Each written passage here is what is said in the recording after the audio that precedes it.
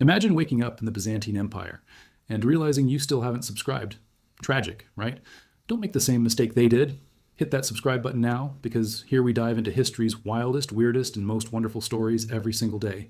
From royal scandals to forbidden rituals, from lost empires to human absurdities, there's a new episode waiting for you daily.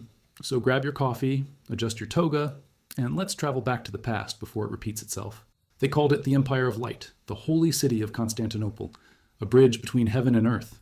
But behind the marble halls, behind the icons that glittered with divine gold, there were doors no monk dared bless and no priest dared open, because inside those doors, holiness ended and hunger began. It's funny, isn't it, how every civilization that preached purity also built palaces of sin so grand they needed new words to describe them. Maybe that's just human nature. We build cathedrals for the soul and basements for the body. At first glance, Byzantium looked untouchable, the empire of emperors, the fortress of faith, yet behind the purple robes and incense smoke, everything pulsed with desire.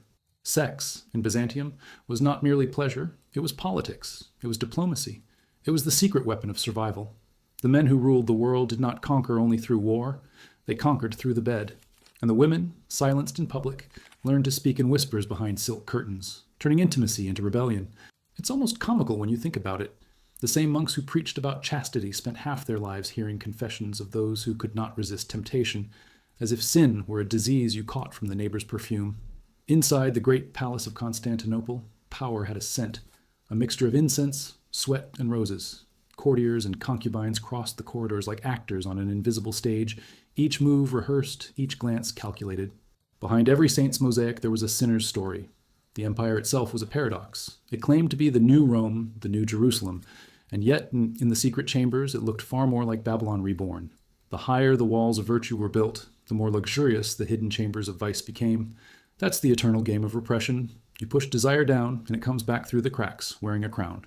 One of the most whispered scandals of the early centuries was the emperor's private entertainments. Officially, they were philosophical symposia, where poets and scholars debated theology and the mysteries of the soul.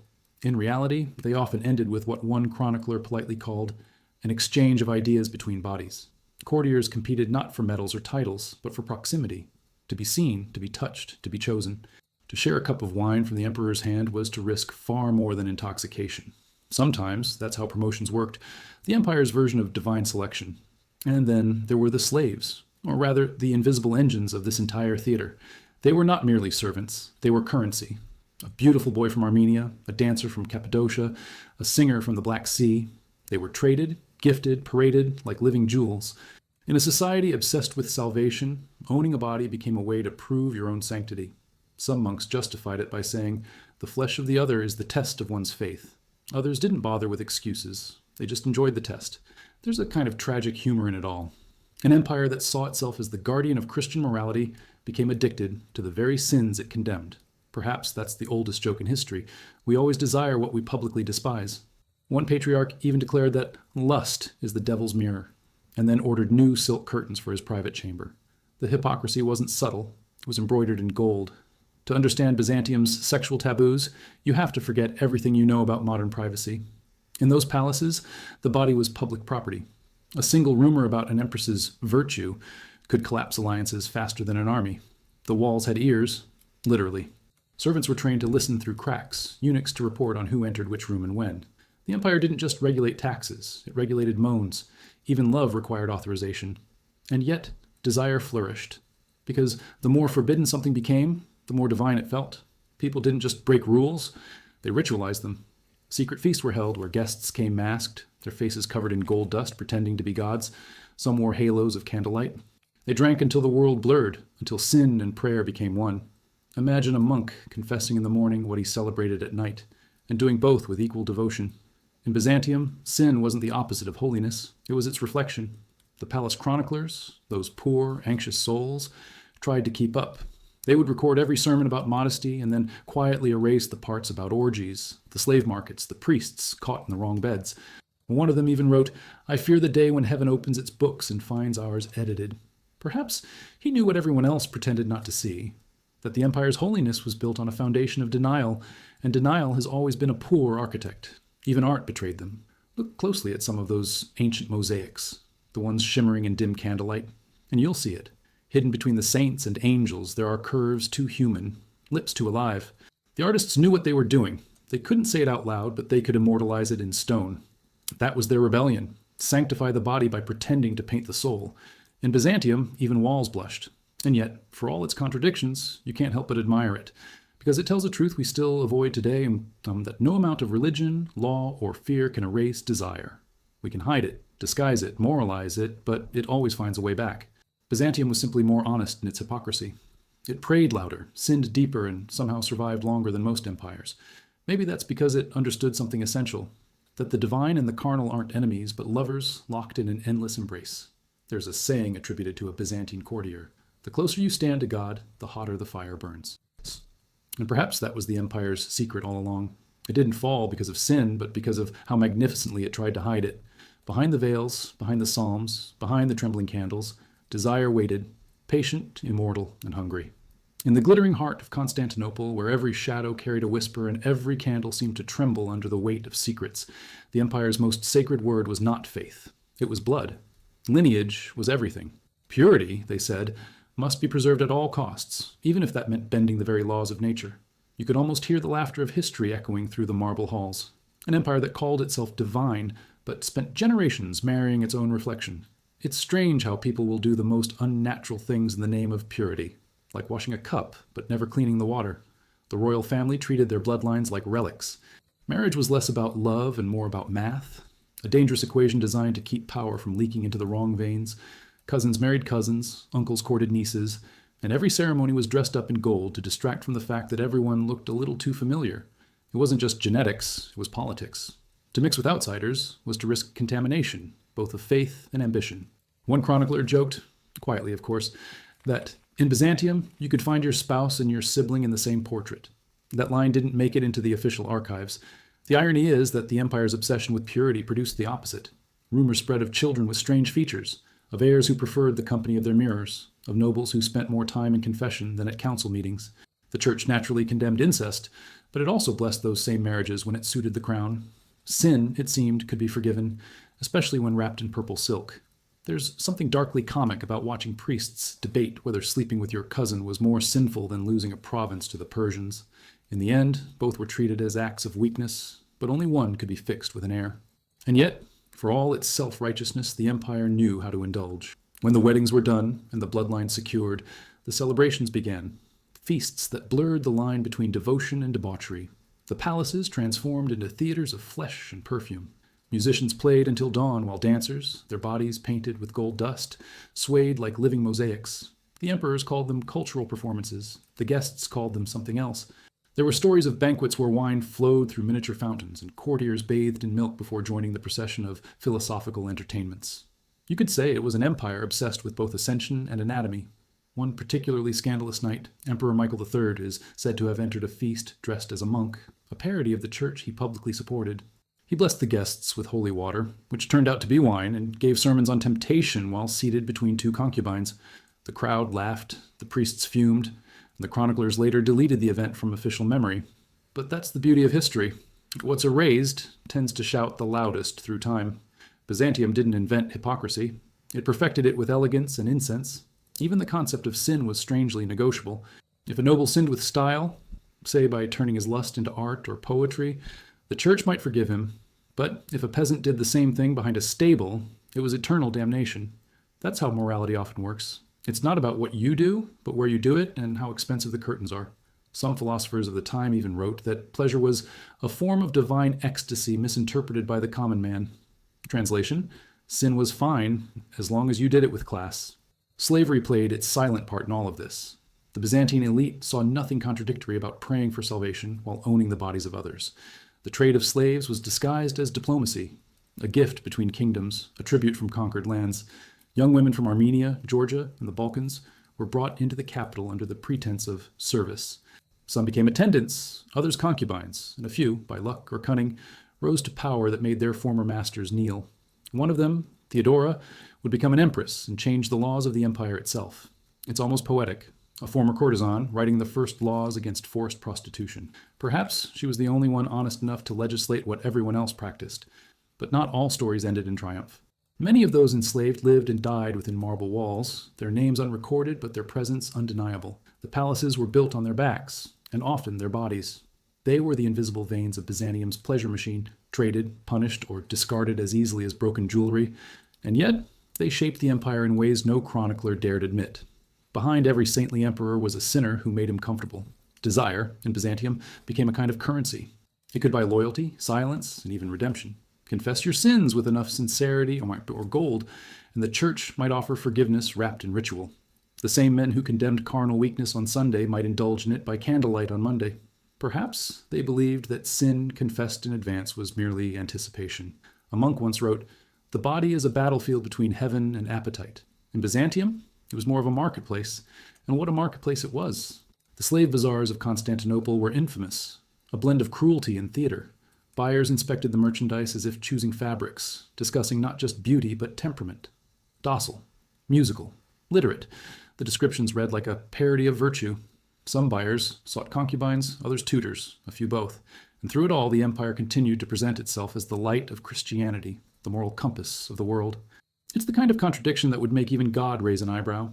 The greatest paradox of all was that these pleasures, these hidden indulgences, were what kept the empire functioning. Pleasure softened the edges of power. It gave emperors a reason to live another day, generals a reason to fight, and slaves a faint illusion of survival. In a sense, sin kept Byzantium holy, or at least human. Perhaps that's why the empire lasted so long. It didn't pretend to be perfect. It just learned to sin beautifully. Even the architecture seemed to understand this duality. The Hagia Sophia, that breathtaking monument of faith, stood as both church and confession booth.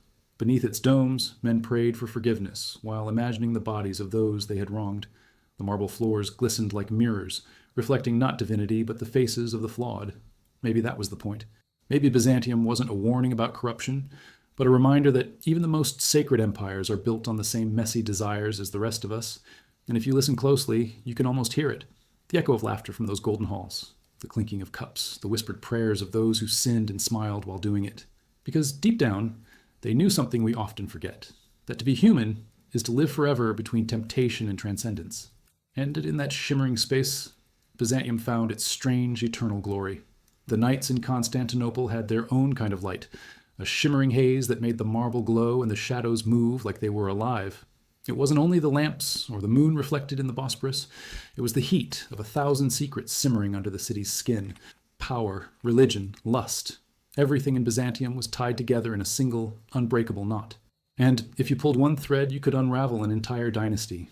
Perhaps that's why everyone smiled so carefully. In an empire where pleasure could be divine one day and heresy the next, survival required good taste and better timing. Inside the palaces, silence was not absence. It was currency. The walls had been built to listen. Servants learned to breathe quietly. Eunuchs mastered the art of invisibility. And every whisper carried the weight of a prayer or a threat. The emperor's chambers, decorated with mosaics of angels, were not places of rest, but of performance. Behind those shimmering eyes of glass and gold, everything happened. Alliances sealed with kisses, betrayals disguised as blessings, and sins that history itself pretended to forget. It's almost funny, really. An empire obsessed with writing everything down somehow forgot to record the truth. And then came the private feasts, where the line between banquet and bacchanal blurred until no one could tell which was which. They were called symposia, gatherings of noble minds to discuss philosophy, faith, and the fate of the soul. In practice, they were more like auditions for divine forgiveness, or at least imperial attention. Musicians played slow, haunting tunes, while dancers moved like smoke, their veils thinner than the excuses used the next morning. The guest quoted scripture with one hand on the cup and the other on someone else's knee. Byzantium had mastered the art of sinning with scholarship. Nothing says civilization quite like quoting Aristotle while undressing someone by candlelight. Even the clergy weren't immune to the rhythm of temptation. Priests and monks preached purity by day, then found creative ways to test their own discipline by night. Some of them claimed that sharing pleasure was a way to understand divine ecstasy, a sort of theological experiment, if you will. One archbishop, caught with 2 penitents in his quarters, allegedly argued that he was simply rehearsing the forgiveness of sins. You have to admire that level of improvisation. It takes true faith to sin that boldly and call it research. Yet beneath the laughter and perfume, there was fear, the constant whispering kind that crawled under the skin. Because in Byzantium, the higher you climbed, the more dangerous desire became. Every affair was a potential weapon, every secret a blade. Emperors were toppled not by armies, but by gossip. One empress was accused of seducing a general merely because he smiled in her direction during a procession. Another was exiled after a dream. Yes, a dream. Claimed she had lain with a demon. It didn't matter if it was true. Truth in Byzantium was a flexible thing. bending gracefully toward whoever wore the crown.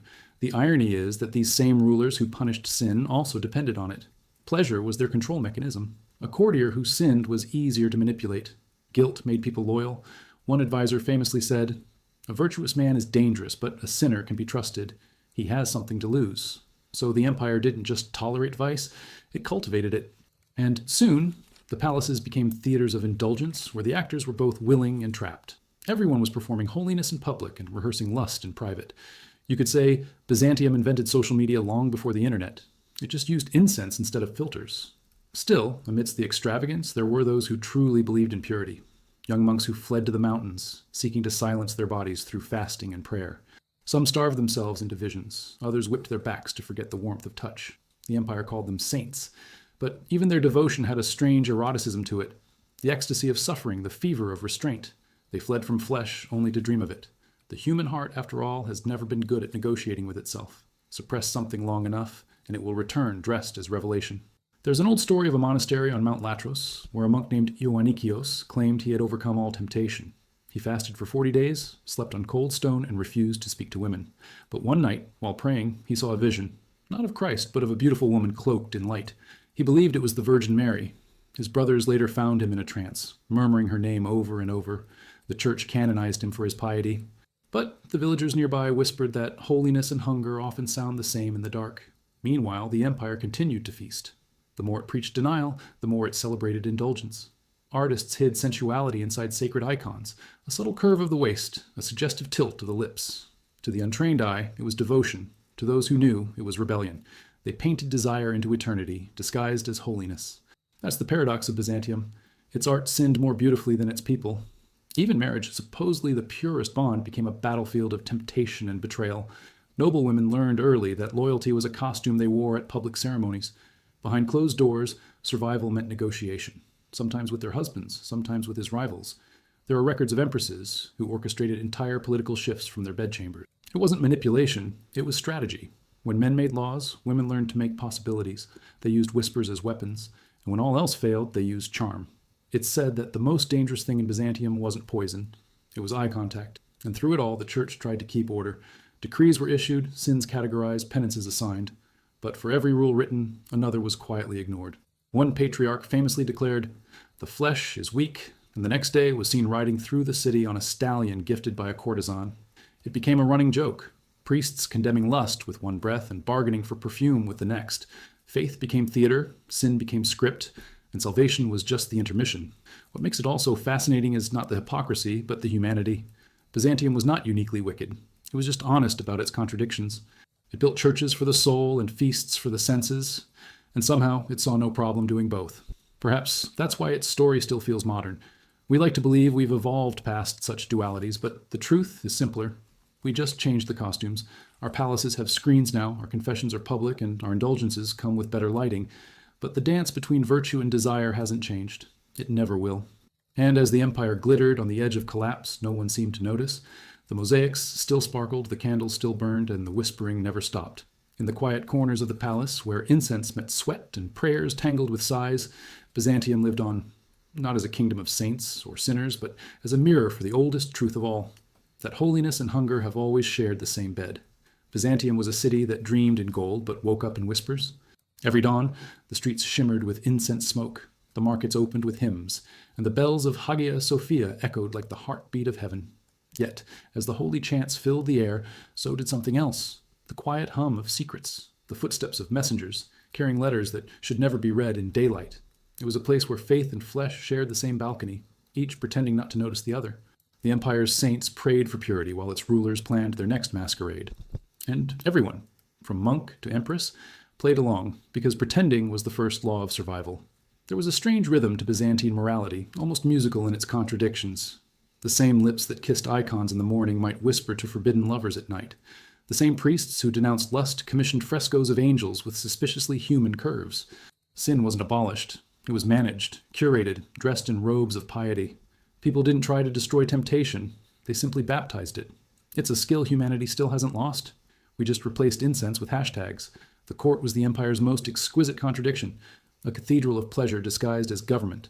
Imperial banquets stretched into sunrise, where every toast sounded like a hymn and every glance was a negotiation. Courtiers competed not for virtue, but for visibility. The closer one stood to the emperor, the more dangerous life became. It wasn't enough to be beautiful or clever. You had to be memorable without becoming threatening. A misplaced compliment could mean promotion or exile, depending on who overheard it. There's an old Byzantine proverb that says, "He who smiles too much at court is either blessed or buried soon." Oder. It was within these walls that the most infamous orgies took place. Events whispered about for centuries, their details half truth, half legend. The great palace became a theater of pleasure where the actors were both willing and trapped. Some of these gatherings were cloaked as religious rituals, feasts to celebrate fertility or the renewal of divine favor. But under the candlelight, faith blurred into something far more primal. Dancers covered in myrrh and oil moved like living prayers, bodies glowing in the flicker of torchlight, while nobles watched from behind golden screens. The church called it blasphemy. The palace called it Tuesday. And the clergy, of course, pretended not to know. Officially, the patriarch condemned such excesses. Unofficially, he was on the guest list. Many high-ranking priests owned private villas along the coast where spiritual retreats took place, places that involved more wine than repentance. It's said one bishop once hosted a fasting banquet, where guests swore they would abstain from sin until the meal ended. The meal lasted 3 days. Faith, after all, is often just a matter of scheduling. The empire's artists understood this duality better than anyone. When ordered to decorate the walls of churches, they obeyed. But they also rebelled. Look closely at the mosaics and you'll find it. Subtle shapes, hidden glances, a suggestion of desire disguised as divinity. The Virgin's smile just a little too tender, the angel's hands almost trembling. It was their quiet protest, their way of saying, "We see what you're hiding." Art became the confession that words could not risk. And perhaps that's why so many Byzantine icons seem alive even now. They were painted by people who sinned beautifully. Yet the tension between flesh and faith grew heavier with each generation. Emperors who once celebrated passion began to fear it. Pleasure became associated with weakness, and suspicion replaced seduction. The palace, once a playground, turned into a labyrinth of paranoia. Empresses were accused of witchcraft, concubines poisoned, and eunuchs, those silent witnesses to everything, became both spies and scapegoats. In a city that had once worshipped beauty, fear became the new aphrodisiac. Everyone was watching, and no one could look away. It's strange how power always seems to turn desire into danger.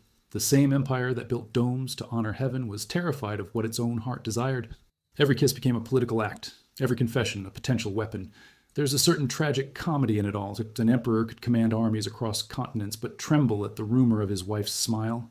Control, it seems, was the only thing Byzantium craved more than salvation.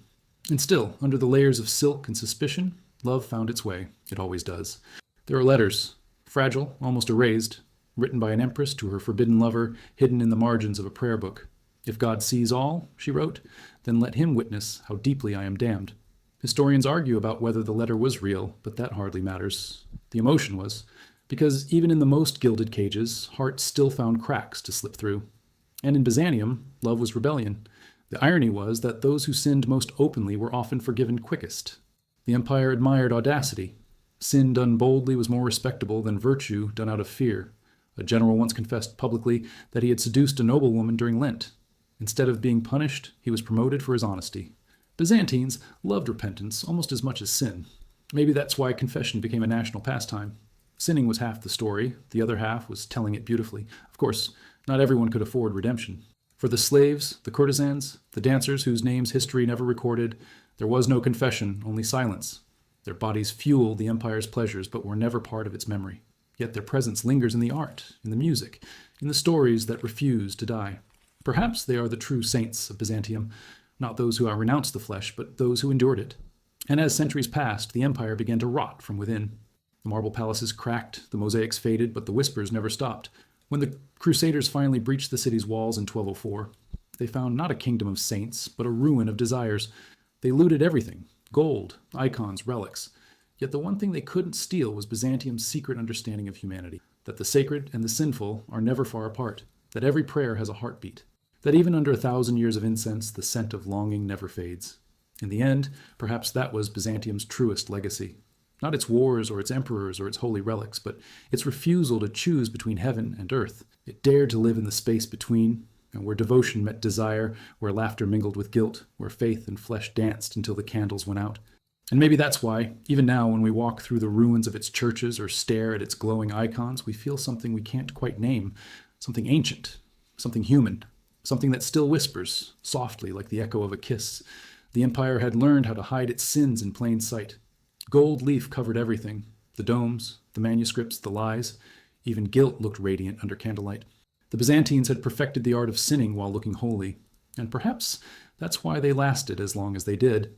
There was always another layer to polish, another mosaic to restore, another prayer to whisper between indulgences. The empire had become like its icons, flat, brilliant, and full of unspoken stories hiding beneath the gold. By the time the 12th century arrived, the city had grown tired of pretending it didn't enjoy itself. The clergy doubled their sermons, the nobles doubled their sins, and the people learned to applaud both. It wasn't that they no longer believed in God, they simply suspected he had a sense of humor. Because how else could you explain an empire that banned theater but staged its scandals better than any playwright? Constantinople became a city of masks, each one painted with piety and trimmed with vice. Even the beggars outside the churches knew when to cross themselves and when to wink. In this dizzying dance of contradictions, the human body took on an almost mythical role. It was the battlefield of salvation, and everyone wanted to win it for different reasons. Monks saw it as the enemy, poets saw it as the muse, rulers saw it as the empire's most valuable resource. Even relics of saints were displayed like trophies of divine flesh, the holiest souvenirs money could buy, and money was always involved. There were recorded cases of merchants selling fake bones of apostles to pilgrims who didn't dare question the authenticity. After all, who would risk offending a counterfeit saint? It's proof that spiritual tourism existed long before Instagram. But the empire's fascination with the body went far beyond relics. Physicians, philosophers, and priests all argued about what the flesh meant. Was desire a disease or a divine gift? The answer depended on who was in power that week. One emperor ordered public burnings of erotic manuscripts. His successor commissioned even more explicit ones.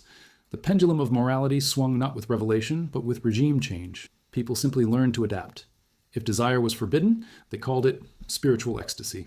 If it was celebrated, they called it holy union. The name changed, but the heartbeat stayed the same. And somewhere between those contradictions, women began to rewrite their own roles. Byzantine women were never truly powerless. They were simply underestimated. In a world that worshipped purity, they learned to weaponize perception. An innocent smile could disarm an entire council. A tear could start a war. Empresses like Theodora understood this better than anyone.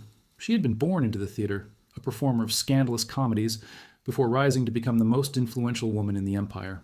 The chroniclers tried to shame her, writing that she had known the sins of 1,000 men. But perhaps that's exactly why she understood how power worked. She knew that men who worshipped chastity were often the easiest to manipulate. You can't tempt a man who has already confessed to himself. Theodora's reforms were revolutionary, not out of mercy, but out of vengeance disguised as justice. She outlawed forced prostitution, granted women rights to property, and created safe houses for victims of abuse. Some called it compassion, others called it control. But in Byzantium, motives mattered less than results. She had learned to rule the empire the same way she had once ruled the stage, with performance, precision, and timing. Her reign became the perfect metaphor for the empire itself, decadent, intelligent, self-aware, and impossible to look away from. History may judge her, but at least it remembers her name, which is more than can be said for most men who tried to erase it. While the imperial women played their games of survival, the monasteries were waging a quieter war. Deep in the mountains, far from the perfume and politics of the capital, monks sought to erase every trace of fleshly desire. They fasted until they hallucinated, flagellated themselves until their bodies became maps of devotion. But even there, the human heart refused to cooperate. Tales spread of monks who, in their isolation, began to see visions, not of angels, but of women. Some said it was the devil testing them. Others thought it was loneliness carving new shapes into their faith. A few monks wrote down their experiences, describing their temptations in exquisite detail. Those confessions became bestsellers among the literate elite. Hypocrisy, after all, is most entertaining when written by a man who swore never to touch ink or flesh again. Back in the city, the mosaics glowed brighter than ever. Art had become the empire's therapy, the place where contradictions could live without shame. The artists, knowing their patrons' appetites, filled their work with subtle rebellion. In one chapel, the archangels are carved with muscles too perfect for heaven. In another, the Virgin's expression is softer than doctrine allows. The line between the sacred and the sensual blurred until no one could tell the difference. Maybe that was the point. Maybe Byzantium wasn't hiding its sins at all. Maybe it was celebrating them, just with better lighting. As centuries passed, the empire's appetite grew weary. The great banquets became smaller, the laughter quieter. Crusaders and invaders circled like vultures. But inside the walls, the Byzantines still pretended the world outside didn't matter. They clung to ceremony, to silk, to scent. When reality grows unbearable, luxury becomes a form of denial. The same hands that once built churches now counted coins to buy peace from enemies. The same nobles who condemned lust in public now bribed soldiers with concubines. You could feel the weight of decay under the perfume, like roses wilting in gold vases. Even then, there were flashes of self-awareness. Writers began to record the empire's decline with something close to humor. "We pray for salvation," one scribe wrote, while stealing the candles meant for the altar. That's what makes Byzantium so fascinating. It never stopped being honest, even in its hypocrisy. It knew it was decaying, and it did so with elegance. No empire ever fell as gracefully as this one. It didn't collapse from sin, it dissolved in style. And when the end finally came, when the walls cracked and the invaders entered, they didn't find the kingdom of saints that legend promised. They found a city of mirrors, reflecting both heaven and hell. The conquerors looted the gold, but couldn't take the essence, that strange, shimmering contradiction that made Byzantium what it was, a civilization that worshipped the divine while flirting shamelessly with the forbidden. Its fall was not a tragedy. It was an exhale after 1,000 years of holding its breath. Today, when you walk through the ruins or stand beneath the surviving domes, you can still feel it, that electric tension between holiness and hunger.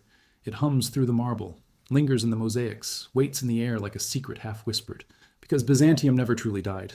It lives in every society that preaches purity but secretly adores the thrill of sin. It lives in every heart that confuses passion for danger. And it lives in us, in our endless comical attempt to be both angel and animal at once. Perhaps that's what the Byzantines understood better than anyone else, that the divine is not found in denying the body, but in learning to forgive it. There is a silence that lives in the ruins of Constantinople, one that no prayer can quite cover. It's the kind of silence that feels rehearsed, the echo of centuries spent pretending not to see what everyone already knew. The empire that once baptized pleasure in gold and perfume finally learned that even excess has an aftertaste. Yet somehow, Byzantium never truly repented.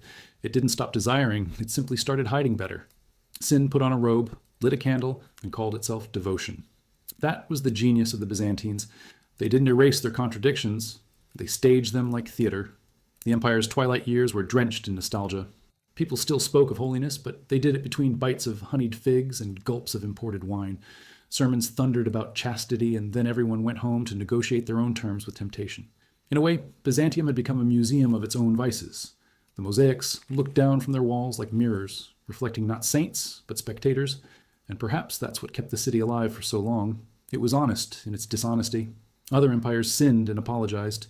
Byzantium sinned and documented it in marble. The philosophers of the later centuries began to question everything, including the body they had spent centuries fearing. Some argued that pleasure, if moderated, could bring one closer to divine understanding.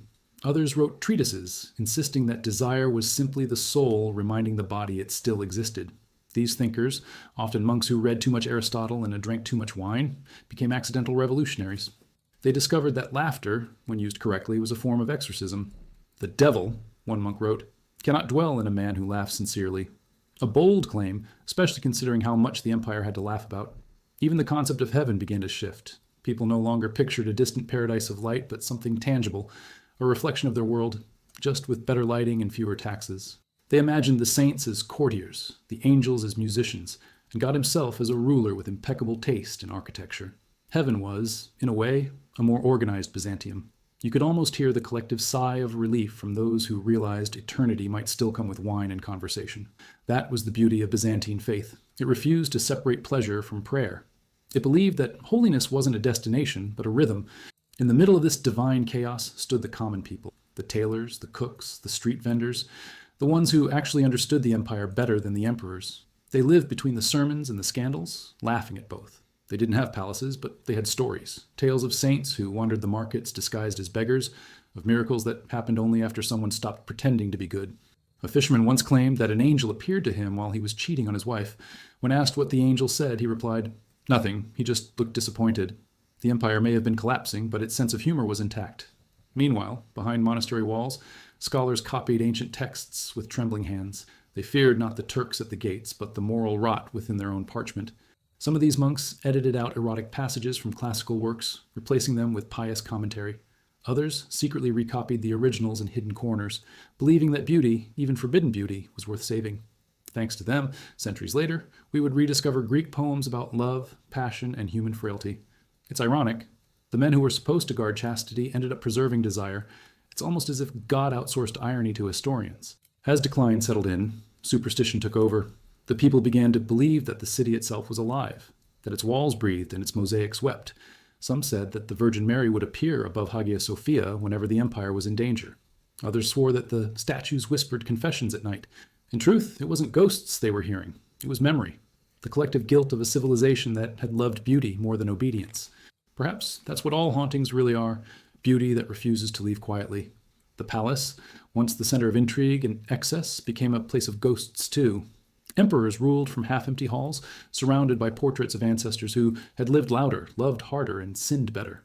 The concubines were gone, the feasts reduced to ceremonies of habit. And yet, even in decline, Byzantium managed to look magnificent. No empire knew how to decay so elegantly.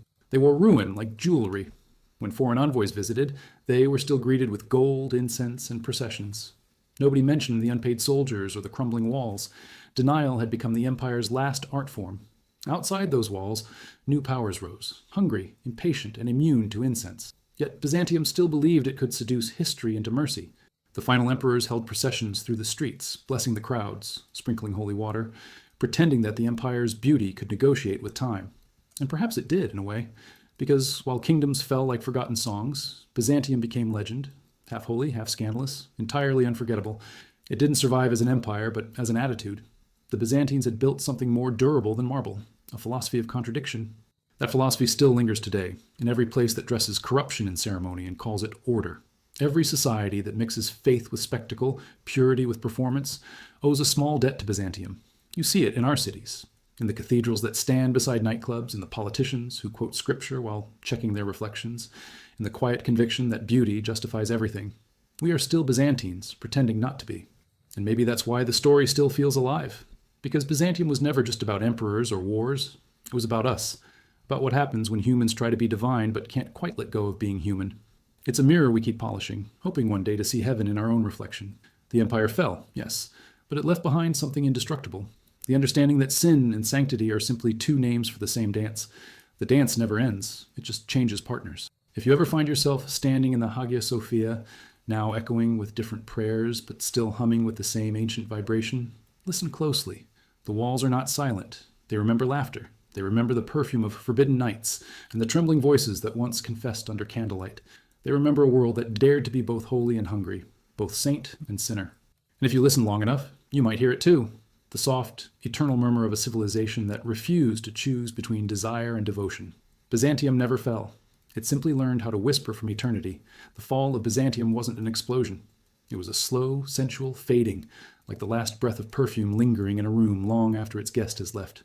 The city still gleamed, even as the treasury emptied and the hymns began to sound like farewells. Constantinople had always known how to make decay look like ceremony. When the empire's edges began to crumble, the people didn't panic. They hosted another procession. It was as if denial had become a religion, and beauty its final liturgy. The streets were quieter now, though still alive with contradictions. A monk could be seen scolding a merchant for greed in the morning and buying imported wine from the same man that evening. Widows sold candles outside the church doors while gossiping about which priest had the softest hands. The city had turned its morality into performance art, and everyone had a role to play. The saints glowed from their mosaics, the sinners smiled beneath them and between the two. Well, that was where most of Byzantium lived. Even the emperors seemed to sense that their world was built on borrowed time. They no longer ruled through fear, but through memory. One emperor famously declared during a sermon, "If the empire must die, let it die beautifully." And he meant it. The court responded by hosting a week-long feast, complete with poets, dancers, and imported honey. Some called it madness, others called it faith in the aesthetic. Perhaps both were right. After all, it takes a special kind of wisdom to face apocalypse in silk robes.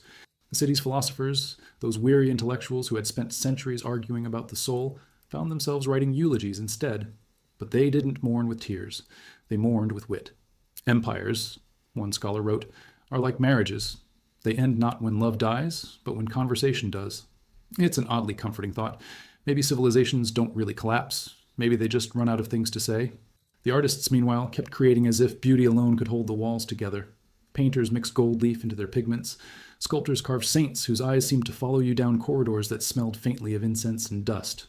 The empire may have been starving, but it still had time to gild everything. One bishop even complained that too many resources were being spent on decoration, to which an artist replied, "Then let us starve beautifully." History doesn't record whether he was punished, but the mosaics suggest he got away with it. The people's relationship with the divine had also shifted. Once, faith was something they feared. Now, it had become something they flirted with. Pilgrims traveled to the city not for salvation, but for spectacle, to see the relics that promised miracles, to hear the hymns that sounded like silk. Churches became theaters of transcendence, where priests performed their rituals with a rehearsed grace. It wasn't hypocrisy, it was habit. After 1,000 years, even piety becomes choreography. And yet, amidst the rehearsed gestures, there were still moments of genuine awe.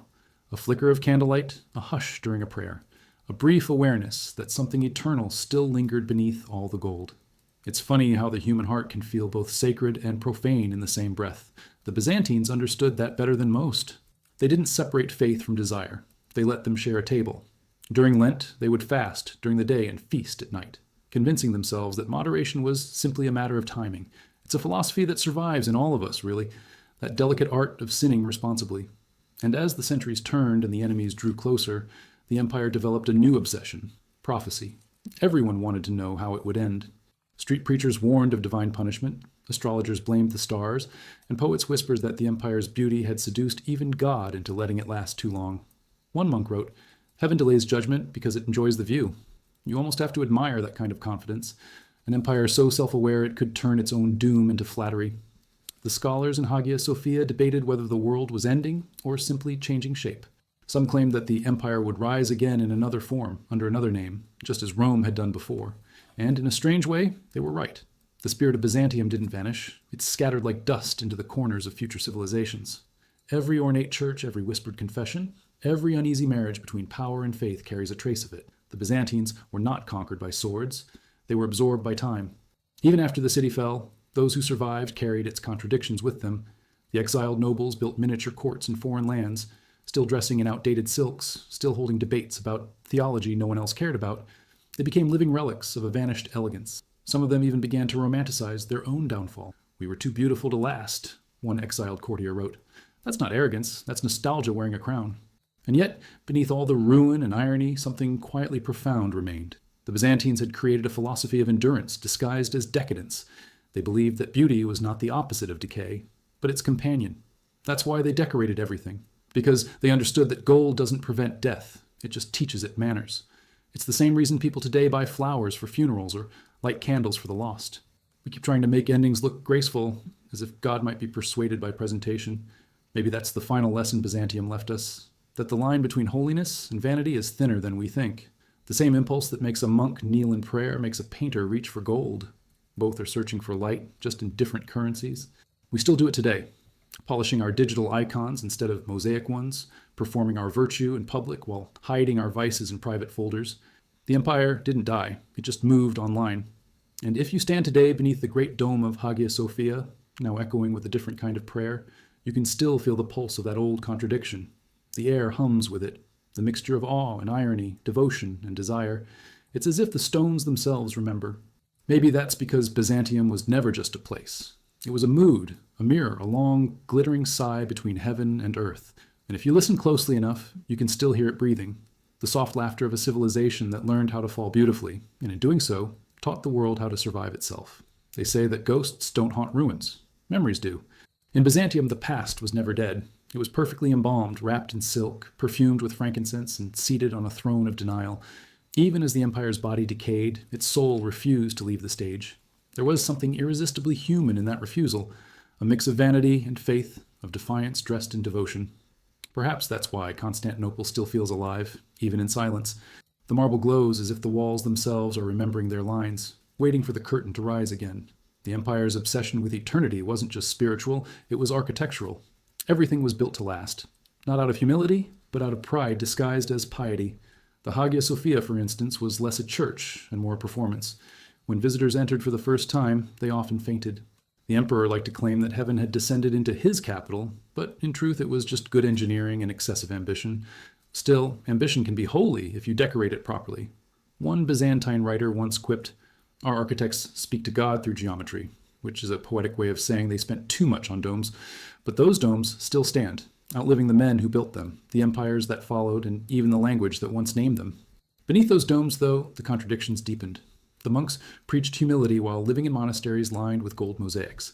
The emperors called themselves servants of God while expecting to be kissed on the feet. Even the beggars near the palace gates practiced a kind of theatrical misery, arranging their rags artfully and rehearsing their groans. Hypocrisy in Byzantium wasn't a vice, it was etiquette. You didn't need to be pure, you just needed to look like you were struggling with purity. That's a rule that has aged remarkably well. We've just replaced incense with Instagram filters. There was a peculiar humor to the way the Byzantines handled guilt. They confessed not to change, but to refine the art of sinning. One nobleman famously confessed that he had been unfaithful in thought, but not in logistics. Another claimed that his greed was merely an expression of his love for God's gifts. The priests listened, nodded, assigned penance, and went home to do the same. This cycle of repentance and relapse became the heartbeat of the empire. It wasn't hypocrisy anymore, it was identity.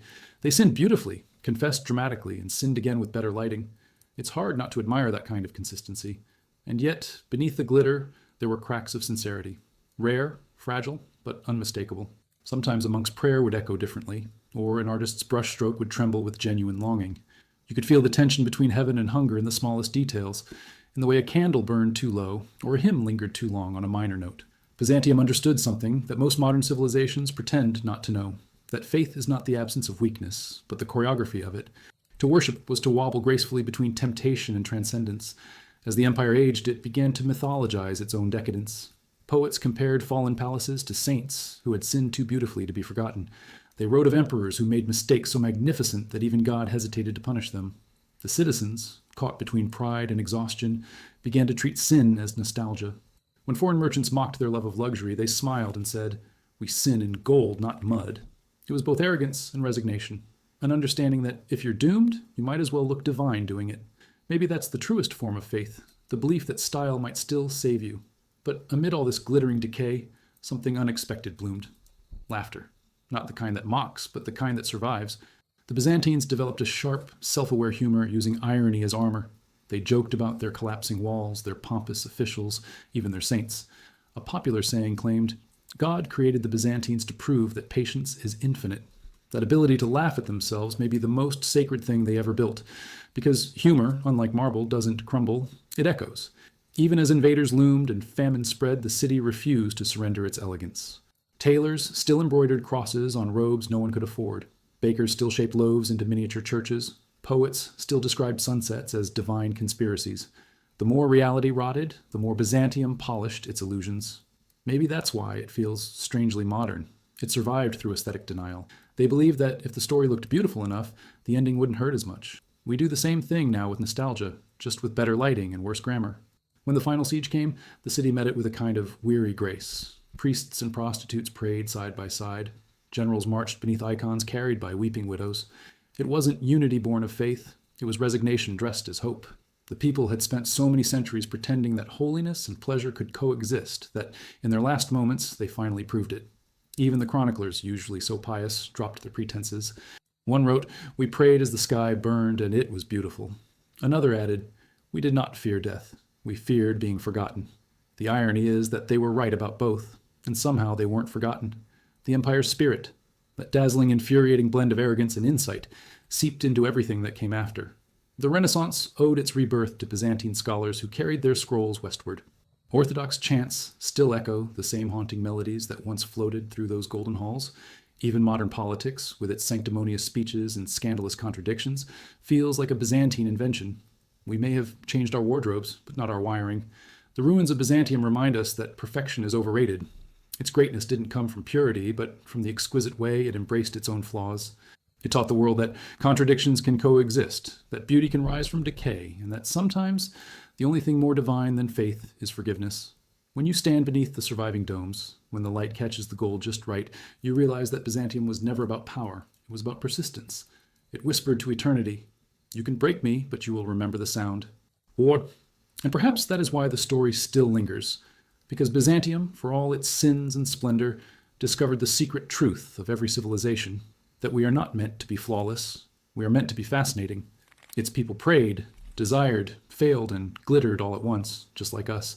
They built heaven on earth and then dared to live in it, imperfectly, gloriously, human to the last breath. And maybe that's what makes their echo eternal. Not their saints, not their emperors, but their audacity to sin beautifully and still call it faith. They say that when the final bell of Hagia Sophia tolled before the conquest, it didn't echo, it sighed.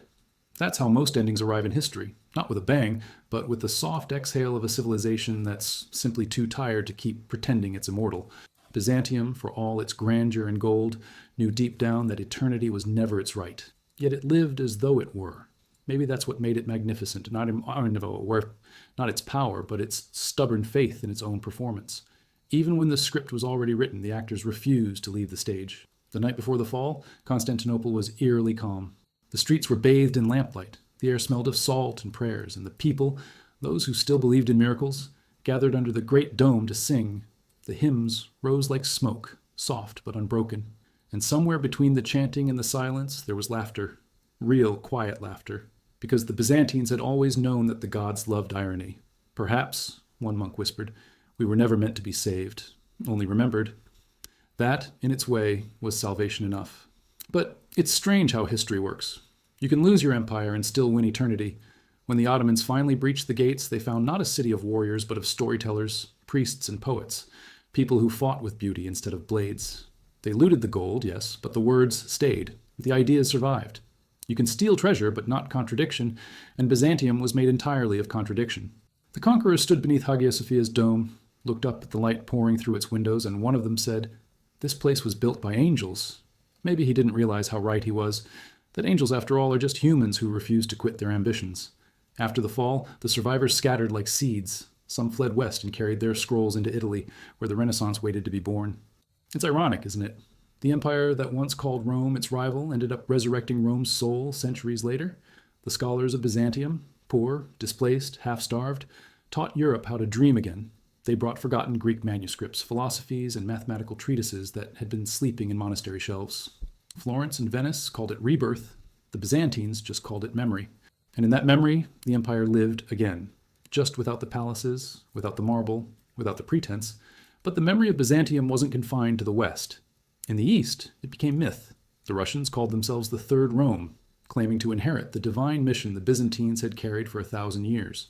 Their churches imitated Hagia Sophia's domes. Their czars borrowed Byzantine titles, and their priests adopted its ceremonial splendor.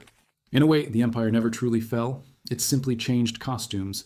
That's the trick Byzantium taught the world, that power is performance, and identity is just endurance disguised as ritual. Even ruin can be repackaged if you add enough incense. The irony, of course, is that the Byzantines had always known this. They had spent centuries turning faith into theater, sin into song, and politics into liturgy. Their genius wasn't invention, it was transformation. They could turn a defeat into a sermon, a scandal into a relic, a rumor into a miracle. And perhaps that's why they endured long after their walls crumbled, because they never treated history as truth, but as art. The line between the sacred and the staged blurred so beautifully that no one could tell which side was real anymore. And maybe that's the point. When you can't tell, you've already built eternity. Even their contradictions aged well. Take their relationship with sin, and the empire that condemned desire also sold forgiveness wholesale. Monasteries accepted donations to shorten time in purgatory, which was a polite way of saying you could bribe God with good taste. At least they were honest about it. One bishop even joked, "Gold may not buy heaven, but it decorates the journey." The congregation laughed, donated, and left feeling holy again. It's almost refreshing, that kind of transparency. We still do the same today, only now it's called spiritual wellness. Meanwhile, the myths kept growing. Legends whispered that the last emperor hadn't died, but had turned to marble beneath the walls of Constantinople, frozen, waiting for the day God would call him back to life. For centuries, people claimed to see him in dreams, still wearing his crown, still holding the cross. It's a story so perfectly Byzantine that it almost feels like prophecy. A ruler too proud to die, a faith too stubborn to fade. Even in ruin, the empire refused to accept silence as an ending. It believed in resurrection, not of body, but of story. And what a story it became.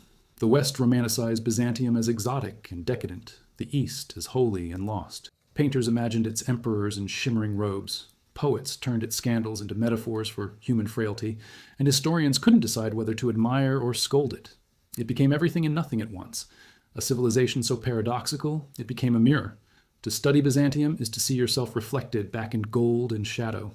Every age finds what it needs there: beauty, hypocrisy, grace, ambition, and the eternal question of how to balance the divine with the human.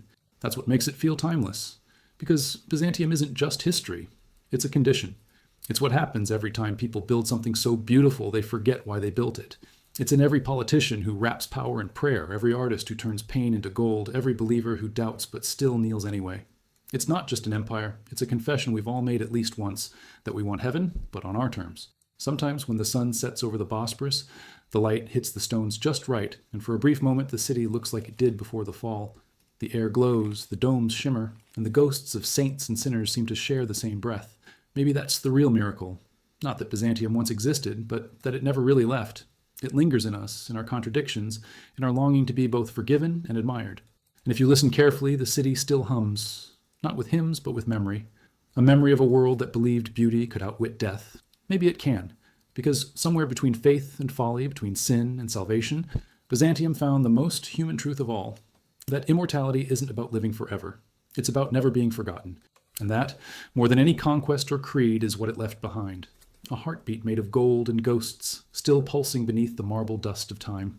Some cities die quietly. Others keep breathing long after the world has declared them dead. Constantinople belongs to the second kind, the stubborn kind, the kind that refuses to vanish just because the calendar insists it should. You can still feel it in the air, a vibration that seems to hum between centuries. Walk through its streets today, and you'll find ruins that look suspiciously alive, like they're waiting for someone to apologize for calling them ruins in the first place. Time didn't erase Byzantium, it just changed the lighting. It's easy to romanticize what came before, but the truth is that Byzantium never stopped evolving, even in death. Its ideas, its contradictions, its strange divine humor all slipped quietly into the bloodstream of the world. You can see it in the marble of Venice, in the chants of Mount Athos, in the gilded icons that still watch from Orthodox churches as if judging everyone's posture. Even modern politics inherited its habits. The endless debates, the ceremonious meetings where nothing gets done, the polished speeches that mean the opposite of what they say. Bureaucracy, too, is a Byzantine relic. They didn't invent paperwork, but they certainly gave it a soul. And that's the thing. Byzantium's greatest creation wasn't an empire. It was a way of being. The Byzantines understood that contradictions are not weaknesses. They are balance. They could pray and sin in the same breath, laugh during confession, and quote scripture while arranging their next scandal. They knew that humans were walking paradoxes, and instead of denying it, they made it beautiful. In a strange way, the world has been catching up to them ever since. One might think the empire's obsession with beauty was vanity, but it was actually a philosophy, a theology of aesthetics. The Byzantines believed that beauty was proof of God's existence, that gold and light were spiritual substances. When an artist placed a mosaic tile into a saint's halo, it wasn't decoration, it was devotion. Every shimmer of glass was a prayer disguised as geometry. That's why their art still feels alive, because it wasn't made to impress the eyes, but to hypnotize the soul. You can stand in front of a Byzantine icon and feel it stare back, not as an image, but as an idea. The same reverence for beauty extended to language. The Byzantines treated words like relics, polishing them until they glowed. Their letters were written in flourishes, so elaborate that scholars often spent more time admiring the handwriting than reading the content. One chronicler even apologized in the middle of a political document for getting carried away with adjectives. Imagine a government memo that pauses to admire its own sentence structure. That was Byzantium, where even bureaucracy flirted with poetry. But beneath the art and philosophy was a quieter, more human truth. The Byzantines were terrified of forgetting. Everything they built, painted, or wrote was an act of resistance against oblivion. Every candle lit in Hagia Sophia was a whisper to the future, a plea to be remembered. And somehow it worked. Their empire may have crumbled, but their memory didn't. The real miracle wasn't divine intervention. It was storytelling. They turned history into theater, tragedy into scripture, sin into myth. They understood that immortality isn't about living forever. It's about being retold well. Maybe that's why their contradictions feel so familiar. We live like Byzantines now, juggling faith and doubt, performance and sincerity, pretending to have control while secretly negotiating with chaos. We post curated holiness online, confess in comment sections, and call it authenticity. The empire's golden domes have become digital screens, reflecting 1,000 versions of ourselves. Different tools, same instincts. We're still trying to look eternal in a world that keeps reminding us we're temporary. And just like them, we find humor in our own downfall. The Byzantines were masters of tragic comedy.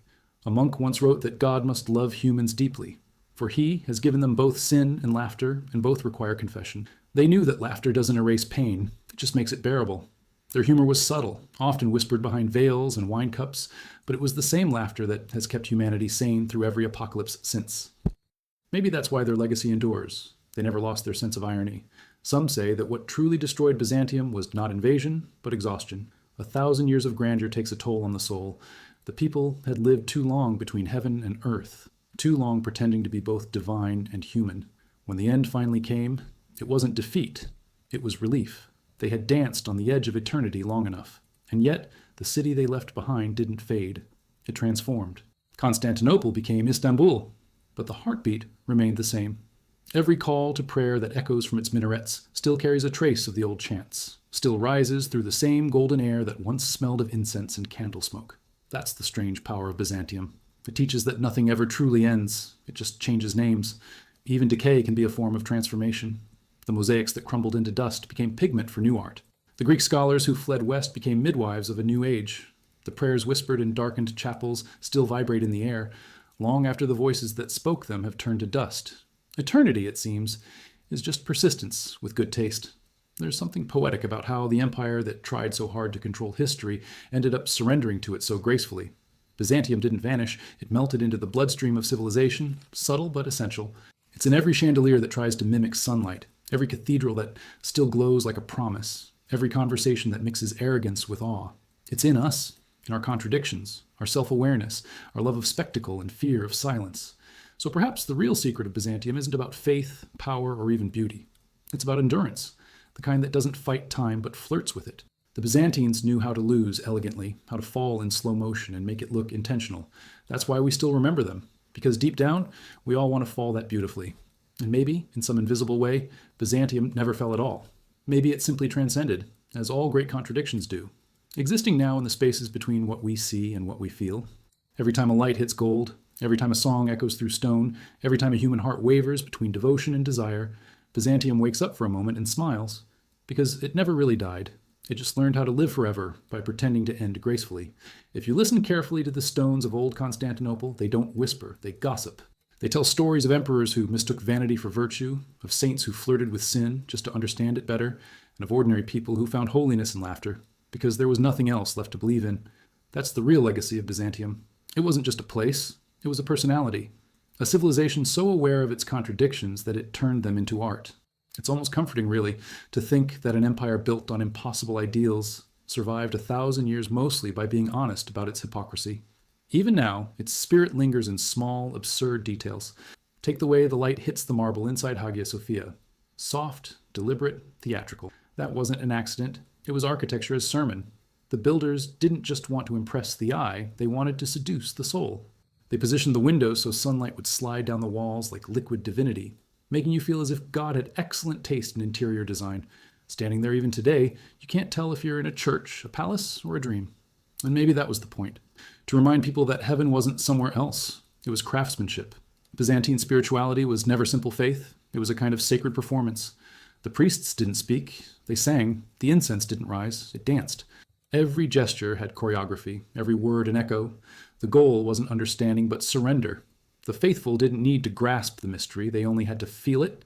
You could be illiterate, poor, or half asleep, and still walk out of a service convinced that eternity had brushed past your shoulder. It's an ancient kind of genius. When logic fails, overwhelm the senses. Marketing departments today would call it immersive branding, and that theatricality extended far beyond the altar. In Byzantium, life itself was ritual. Meals began with prayers, business deals with blessings, even arguments with quotations from Scripture. It wasn't piety so much as habit. Religion had become the empire's soundtrack. But under all that solemnity, there was humor. Wry, knowing humor that peeked out through the gold leaf. A monk once complained in his diary that fasting made him too weak to pray, and another replied, "Then pray that you may eat." These were not austere fanatics. They were human beings wrapped in metaphor, trying to negotiate with God like tax collectors bargaining over incense. Their obsession with symbols bordered on obsession. Nothing in Byzantium ever meant only one thing. A bird could symbolize freedom, the Holy Spirit, or gossip, depending on who was painting it. Even colors were loaded with theology. Gold for the divine, blue for eternity, red for sacrifice. But the Byzantines, practical as ever, also knew these pigments came from somewhere. Gold leaf had to be hammered by hand. Blue was ground from lapis lazuli imported from Afghanistan. Each shimmer of holiness came with an invoice. It's funny how often the pursuit of divine perfection depends on good trade routes, and trade itself was sacred theater too. The markets of Constantinople were filled with spices, silks, and sarcasm. Merchants argued about prices while quoting psalms, buyers haggled over relics, and everyone suspected everyone else of being secretly blessed or cursed. Some stalls sold icons, rumored to perform miracles.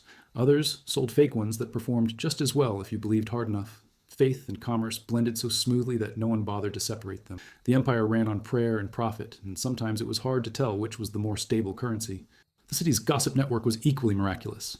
Byzantine rumor traveled faster than any army. If a general sneezed in Antioch, a monk in Constantinople would declare it a sign of divine displeasure by supper. News was less a matter of truth than of tone. What mattered was not accuracy, but elegance, how beautifully the story was told. Maybe that's why Byzantium produced so many chroniclers. They weren't recording history, they were curating its wardrobe. Even tragedy had to look well-dressed. But beneath all the pomp and irony, there was something startlingly modern in their worldview. They believed that the world wasn't divided between sacred and profane, but woven together like threads in a tapestry. Every act, whether prayer, pleasure, or politics, had spiritual weight. To eat was to honor creation. To argue was to refine the soul. To make love was to rehearse redemption.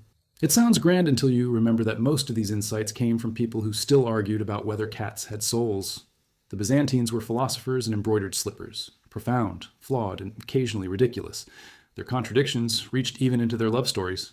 The empire's romances were not delicate poems of courtly longing, but epics of negotiation and theology. Empress Theodora, once an actress of scandalous reputation, became a saint in the eyes of her husband because she could outwit bishops in debate. Love in Byzantium wasn't blind, it was strategic. Marriages were alliances between faith and desire, and sometimes between cousins. The chroniclers always phrased it delicately. Their union was both sacred and convenient. That line alone could summarize the entire empire. Even their decline had a strange dignity to it. As the walls cracked and the treasury emptied, the Byzantines doubled down on ritual. When you can't fix your problems, decorate them. Priests held longer processions, emperors issued edicts about proper hymn tempo, and citizens gathered to pray for deliverance while checking each other's outfits. It's a universal truth that when civilization collapses, someone is always making sure the candles are symmetrical. Perhaps that's why their story endures. It's not a tale of tragedy, but of commitment to aesthetic priorities. And through it all, they never lost their sense of humor about themselves. They knew they were living in a divine comedy where everyone took their role too seriously. A scholar once described the empire's philosophy as tragic wisdom performed in costume. Maybe that's the best description of humanity itself.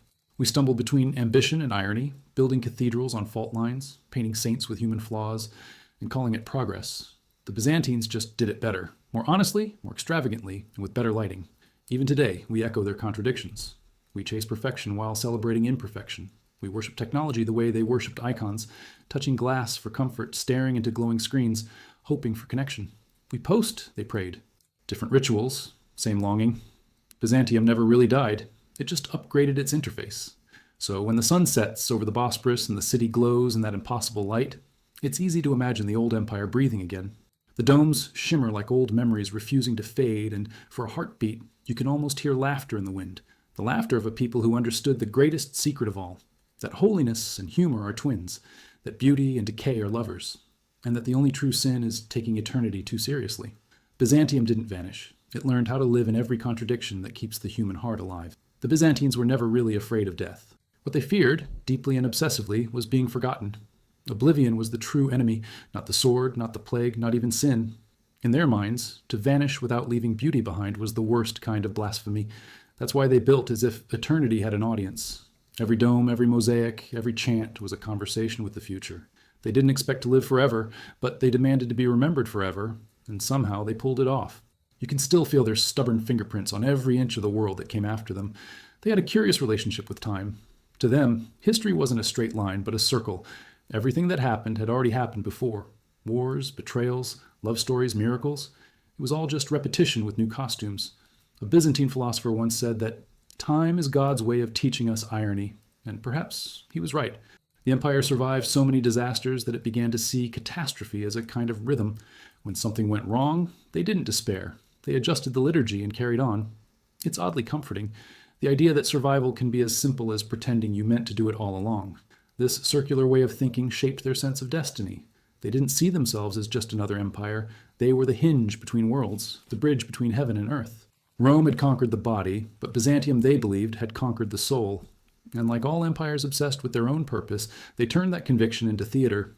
Every coronation was a sermon, every sermon a political strategy. Even humility was staged with precision. There's something almost endearing about that level of self-awareness, to know you're performing and still play your role with absolute devotion. It's the same instinct that drives modern politicians, just with more incense and fewer microphones. But beneath all that grandeur, there was something deeply human, a quiet, trembling desire to make sense of imperfection. The Byzantines didn't pretend to be pure, they simply made impurity look poetic. Their saints were not flawless beings, but survivors. men and women who stumbled their way into holiness. Some were warriors, others reformed criminals, a few even former courtesans. They understood that divinity wasn't about never falling, it was about getting up elegantly. A Byzantine monk once wrote, "The devil fears laughter more than prayer," and you can almost picture him smiling as he inked the line. Faith, to them, was serious business, but never solemn. Even their cities reflected this paradox. Constantinople was a masterpiece of contradiction, both fortress and stage, both holy and corrupt, both fragile and eternal. It had alleys that smelled of spice and sin, palaces where theology was debated over figs and wine, and churches that could make even the most cynical heart pause in awe. It was a city that believed it could negotiate with the divine, and sometimes it seemed like it succeeded. When plagues hit, processions wound through the streets carrying icons believed to weep real tears. When earthquakes shattered the walls, the people didn't curse heaven. They built better walls and added a few more angels to the mosaics. Progress in Byzantium was always decorative. The empire's scholars had their own form of devotion. They worshipped books the way others worshipped relics. To them, copying a manuscript was an act of prayer. Every letter had to be perfect, every margin divine. Some monks would illuminate a single capital letter for days, using gold dust and crushed gemstones, as if each curve could influence eternity. Imagine spending a week painting the word Amen and calling it meditation. That was Byzantium. Their libraries weren't just collections of knowledge, they were cathedrals made of ink. And yet, for all their reverence, they could also be wonderfully irreverent. One scribe, bored halfway through a manuscript, scribbled in the margins, "Dear reader, I am tired and hungry." If these words seem dull, blame the soup. It's such a small thing, but it tells you everything about them. Even in their pursuit of perfection, they left space for humanity to breathe. They weren't machines of faith. They were people pretending to be divine and laughing about it when they failed. That sense of humor ran through everything. Their art, their politics, even their theology. They argued about the nature of angels with the same passion modern people reserve for arguing online. During one council, two bishops debated whether angels had knees. After 3 days of shouting, they decided it was a mystery. The minutes of that meeting still survive, proof that bureaucracy has always been God's favorite joke. The Byzantines could make even absurdity look sacred. But perhaps the most revealing thing about them was their obsession with light. For them, light wasn't just illumination, it was revelation. In their churches, light was alive. It shifted, shimmered, and changed with the hour, transforming stone into movement.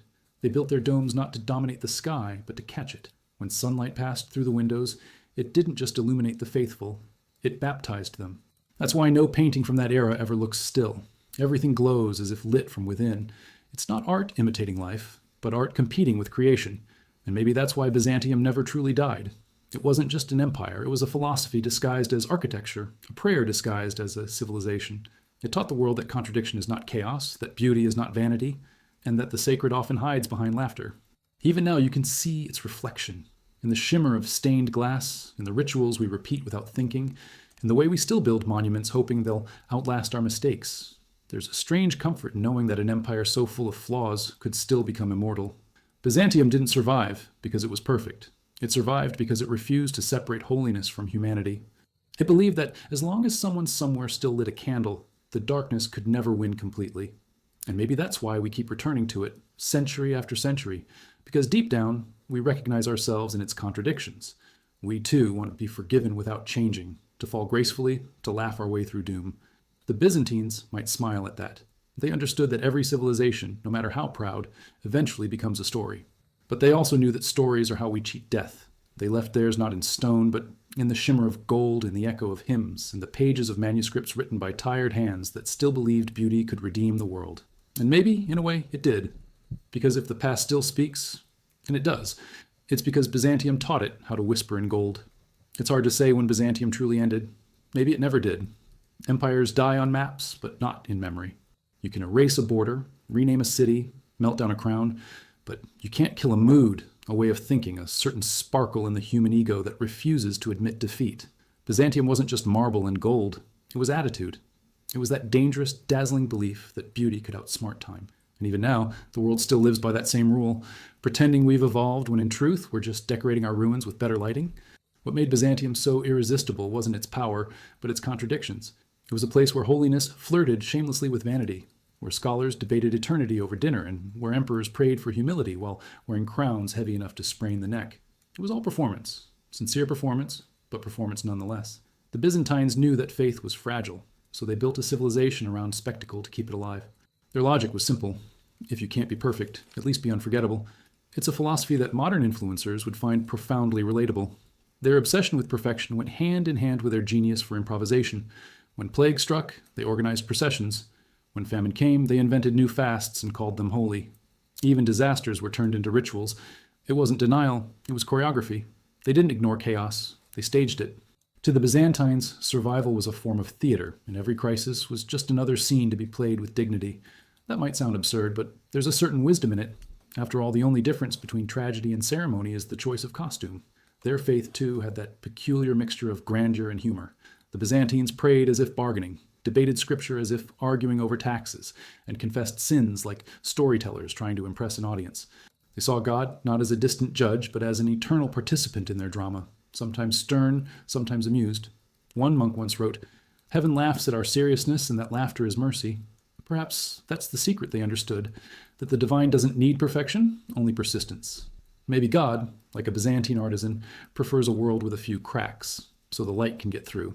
Even their art seemed aware of this balance. Look closely at a Byzantine mosaic and you'll see it, each tiny fragment, imperfect alone, joining thousands of others to create an image that glows from within.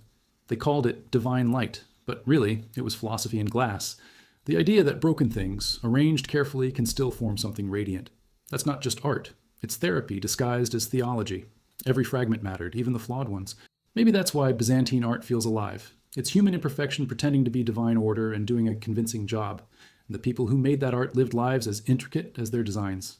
The artisans were often monks or slaves, sometimes both. They worked for years on a single wall, knowing no one would ever know their names. Yet they believed their anonymity was part of the beauty. God signs the work, one craftsman wrote in a margin that wasn't meant to be read. It's such a quiet kind of pride, creating something eternal and then stepping out of the frame. In a world obsessed with recognition, there's something profoundly rebellious about that humility. Maybe the Byzantines were onto something, that the highest form of self-expression might be the art that outlives your ego.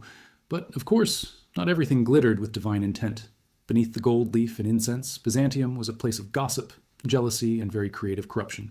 Politics there was an Olympic sport. Emperors were crowned, deposed, blinded, restored, and sometimes all in the same decade. Conspiracies weren't scandals, they were hobbies. It's said one official once survived 5 coups simply by pretending to support whoever was shouting the loudest at the time. You have to admire that level of adaptability. It's the same skill that keeps middle managers employed in every age. And yet, somehow, through centuries of betrayal, plague, and siege, the empire kept reinventing itself. That was Byzantium's real magic, reinvention disguised as tradition. Every generation claimed to be restoring the true faith, reviving the old glory, returning to purity, and every one of them changed everything while pretending they hadn't. It's a trick humanity still uses with alarming success. We call it progress now, but it's the same impulse. Repaint the walls, rename the rituals, insist that nothing has changed. The Byzantines were simply more honest about their dishonesty. Their humor, too, survived, even in despair. When the final siege came and the city's fate was sealed, chroniclers recorded something remarkable: laughter. The priests, the soldiers, even the emperor himself reportedly smiled as they prepared for the end. Not out of madness, but recognition. They had spent 1,000 years performing eternity, and now they understood the final act. One anonymous soldier wrote, "If heaven wants a city, let it take ours. We built it well." There's no arrogance in that line, only pride in the craftsmanship of living. To build something worth losing, that was the Byzantine creed. And perhaps that's the reason the empire still haunts us. It wasn't its longevity that mattered, but its attitude toward impermanence. Byzantium taught the world that endings are not failures, they're transformations. The empire didn't vanish. It became story, myth, inspiration. It left fingerprints on everything that followed, in the domes of Russia, the frescoes of Italy, the liturgies of Greece. Even the word Byzantine, once an insult for complexity, is really a compliment to their brilliance. Complexity, after all, is just another word for survival. If you strip away the gold and the politics, what remains is a civilization that understood what few ever do, that beauty isn't the opposite of decay. It's the evidence that something once mattered. Every chipped tile, every fading fresco, every cracked bell still hums with that defiance. The Byzantines didn't believe in clean perfection. They believed in glorious endurance. Maybe that's what we should learn from them. Not how to build empires, but how to live like artists, turning chaos into pattern, failure into meaning, and laughter into prayer. And somewhere, in the echo of their forgotten chants, that spirit still breathes. You can almost hear it if you close your eyes, a whisper made of gold dust and irony, saying what every Byzantine knew by heart. Nothing lasts forever, but beauty doesn't need to. It only needs to be seen once, and remembered well. They like to say that Constantinople was built on 7 hills, just like Rome, but that was a lie told with pride. The truth was that it was built on something far less stable: faith, vanity, and the belief that both could coexist without exploding.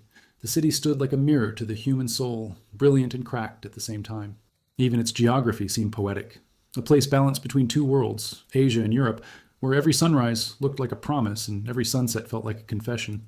It was a city that understood contradiction, because it was one. The Byzantines lived as if eternity were a deadline they could negotiate. Every act, from building a cathedral to baking bread, carried a sense of divine drama. They didn't just live their lives, they staged them. Even a humble street vendor might begin his day with a small cross traced into the air, murmuring a prayer that sounded suspiciously like a business strategy. Lord, grant me customers and forgiveness in equal measure. The empire functioned like that, half devotion, half improvisation. And somehow it worked for 1,000 years. Their theology was an art form, and their art was theology. They believed that to depict the divine, you had to first exaggerate the human. Saints weren't portrayed as perfect. They were painted trembling in light, as if caught between sin and transcendence. The gold backgrounds in their icons weren't decoration. They were metaphysical wallpaper, a way of saying, this isn't realism, it's revelation. It's ironic that an empire obsessed with spiritual truth invented one of history's most successful illusions, the illusion that beauty can redeem everything. And maybe it can. Or maybe, like them, we just prefer to believe it does because the alternative feels too bleak. They didn't separate intellect from emotion either. To study astronomy was to praise God. To debate metaphysics was to test your faith. Scholars and monks argued not out of cynicism, but out of a desperate desire to make heaven logical. There was even a famous quarrel between two monks who debated whether angels had bones. 3 councils later, no one knew the answer, but both were canonized for effort. The Byzantines had a gift for turning absurdity into sanctity, an empire powered by paradox and paperwork. Modern academics would have fit right in. Even their science carried that tension between precision and poetry. Physicians in Constantinople could perform eye surgery using techniques that wouldn't reappear in Europe for centuries, yet they also believed diseases could be caused by demons with bad manners. One doctor reportedly prescribed prayers of optimism for heart pain, which, in fairness, is not far from how modern healthcare still works. They didn't see contradictions between faith and medicine. They saw them as different languages trying to describe the same mystery. That's the thing about Byzantium. It never asked you to choose. It only asked that you keep singing while deciding. Their humor, as always, was a kind of rebellion. The streets echoed with jokes about priests who lost their celibacy faster than their patients, or emperors who built cathedrals so magnificent that even God must have felt pressured to applaud. A popular saying went, Byzantium stands on prayer, bribes, and hope, though no one remembers which is which. And somehow that cynicism made their devotion more authentic. To laugh at their own faith was not to mock it, but to humanize it. They knew that to survive the absurdity of the divine, you sometimes had to meet it with a grin. Their love for ritual bordered on obsession. There was a blessing for every imaginable situation: childbirth, travel, taxation, even digestion. One monk reportedly wrote a prayer for sneezing, arguing that it was a momentary expulsion of the soul. The Byzantines were not content to leave any corner of existence unlit by ceremony. It wasn't superstition, it was control. In a world that constantly trembled between plague and invasion, ritual became their way of saying, we may not control fate, but we can at least choreograph it. Perhaps that's what all rituals really are, attempts to give chaos good manners. And then, of course, there was the spectacle. The hippodrome, the vast arena at the city's heart, was the empire's true parliament. There, thousands gathered to shout, gamble, cheer, and occasionally overthrow an emperor between races. Politics and entertainment were the same sport. The chariot teams, blues and greens, weren't just athletic clubs. They were political factions. Religious movements and social tribes rolled into one. Families passed down loyalties through generations. People were excommunicated for supporting the wrong color. It's comforting to know that humanity's passion for pointless tribalism has such a noble pedigree. But behind the noise, there was always fragility. The city's splendor depended on an unspoken pact that as long as they kept pretending perfection was possible, maybe it would be. The emperors performed holiness, the priests performed loyalty, the people performed faith, and together they created something more enduring than truth: beauty. Beauty became their defense against despair. They believed that if the world looked sacred enough, perhaps it would become so. You see the same instinct in us when we light candles in tragedies or polish memories until they shine brighter than they were. It's not deception. It's survival disguised as art. There's a story, perhaps apocryphal, of a poor woman who, during the empire's final days, used the last of her coins to buy a small gold leaf. When asked why she didn't save it for bread, she answered, because bread is for today, but gold is for God. That line could have been the empire's epitaph. Byzantium's glory was never practical. It was aspirational. It was the belief that even in collapse, one could still shine. They may have fallen to swords, but they never surrendered to ugliness, and that, in the grand arithmetic of history, might count as victory. Even now, their light flickers on. You can see it in the way churches still glitter in candlelight, in the way human beings still build grand things to feel less small. The Byzantines taught us that the sacred doesn't need to be understood, it only needs to be witnessed.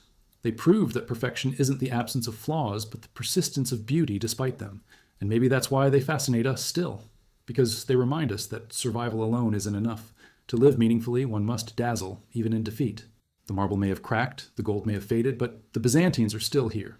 Every time someone tries to make faith elegant, every time laughter survives despair, every time art dares to outlast the empire that made it.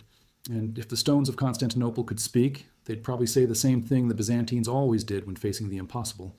At least, let it be glorious. There's a peculiar stillness that hangs over the ruins of Byzantium, the kind that feels less like silence and more like a pause between sentences.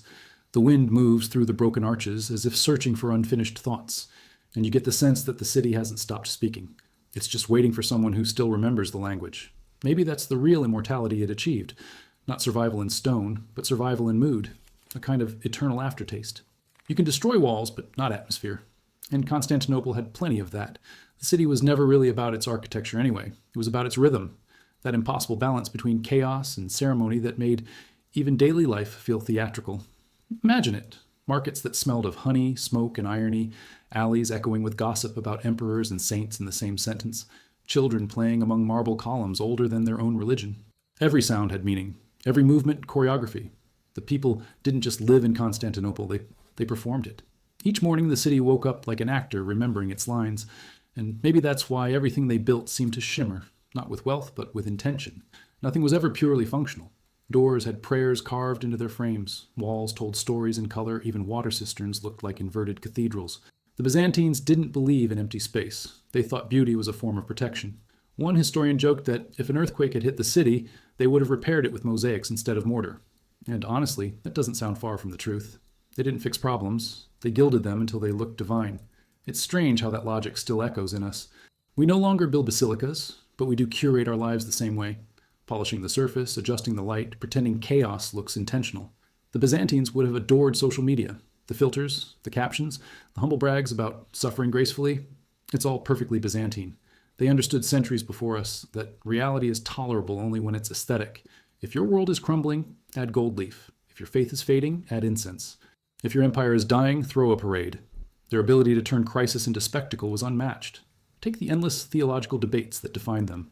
To the rest of the world, these seemed absurd. Men in robes arguing passionately about whether Christ's divinity was one substance or two. But to Byzantium, this was entertainment with eternal stakes. It wasn't about winning, it was about continuing. The debate itself was the heartbeat of the empire. They believed that as long as people were arguing, God hadn't left the room. There's a kind of wisdom in that. Maybe that's why humanity still survives. We keep talking long after reason has gone to bed. And speaking of survival, the empire's bureaucracy deserves its own hymn. Byzantine administration was both brilliant and baffling, an elaborate system of titles, stamps, and protocols that ensured no decision could be made without divine patience. A single tax form could take weeks to approve, by which time the taxpayer was usually dead or canonized, but that was the point. Delay was a form of control. Nothing collapsed because everything moved too slowly to fall. In a way, they invented the first sustainable empire, powered entirely by paperwork and hope. Yet for all its rigid hierarchy, Byzantium never lost its humor. Satirical plays thrived, filled with jokes about emperors' wigs and monks' appetites. One anonymous poet described a bishop who preached against gluttony while weighing more than the altar. Another called the imperial council a choir of angels with accounting degrees. Even the monks laughed, sometimes at themselves, sometimes at God, always softly enough to avoid exile. It's comforting to know that irony survived even in an empire obsessed with eternity. It's proof that laughter, like gold, never loses its shine. But behind that laughter, there was also loneliness. The Byzantines lived under the shadow of their own perfectionism. When you spend centuries believing you're the center of the world, even breathing becomes performance. The emperors prayed in public, ate in ceremonies, and aged like myths. The citizens followed suit. Every act, from lighting a candle to sweeping the floor, was part of an invisible script called propriety. People didn't just fear sin, they feared bad taste. And perhaps that's the most human thing about them, the constant anxiety of not being divine enough for your own standards.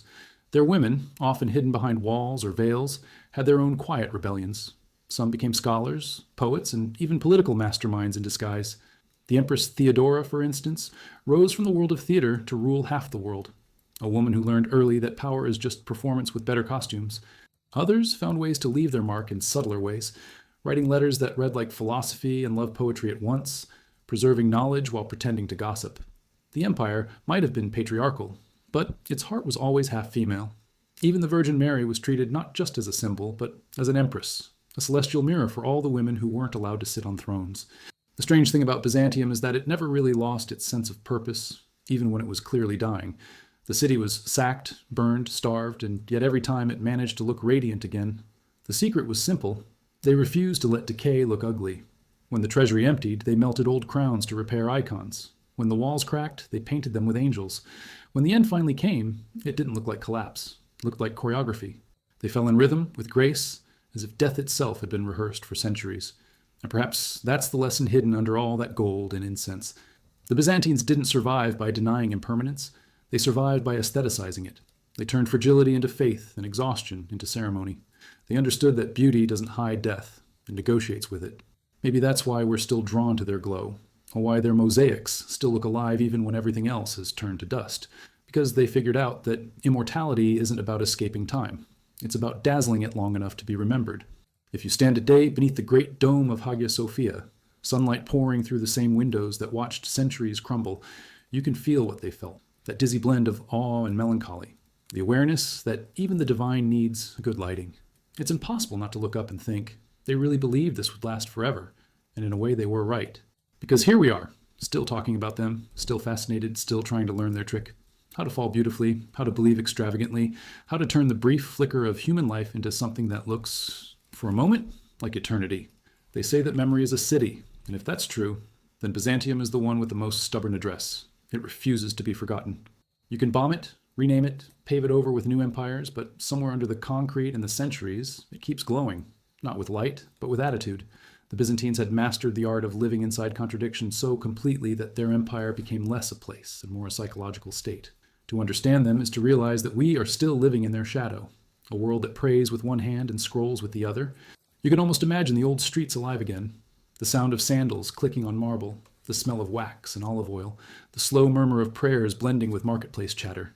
There was no real boundary between sacred and profane. You could buy figs next to a church and discuss theology with the man selling them.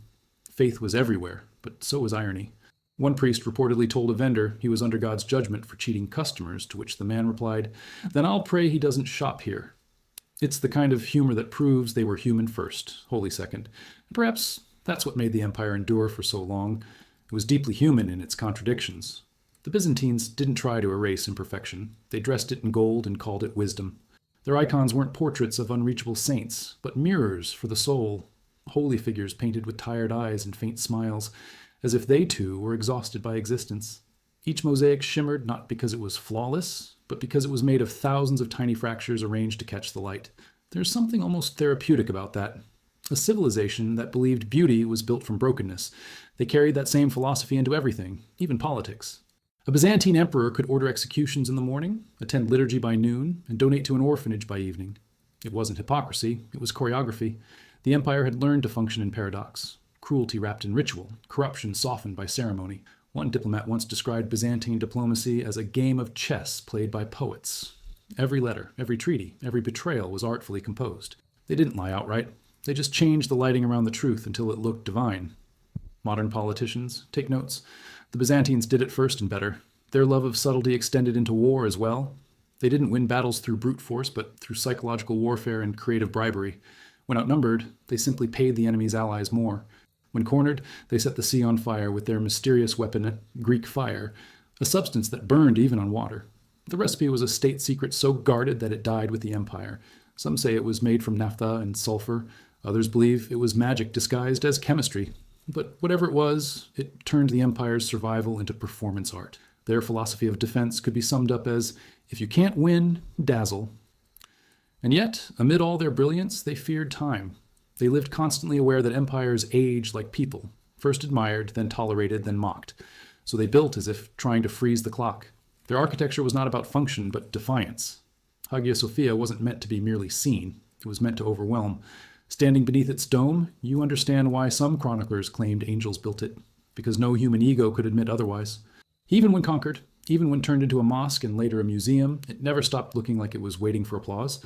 The same spirit filled their language. Greek in Byzantium wasn't just spoken, it was embroidered. Sentences were designed to impress the ear before the mind. Scholars competed to write the longest, most ornate metaphors, turning theology into verbal gymnastics. One chronicler described a battle as the collision of heaven's will with mortal vanity, which, to be fair, is also a good description of most Monday mornings.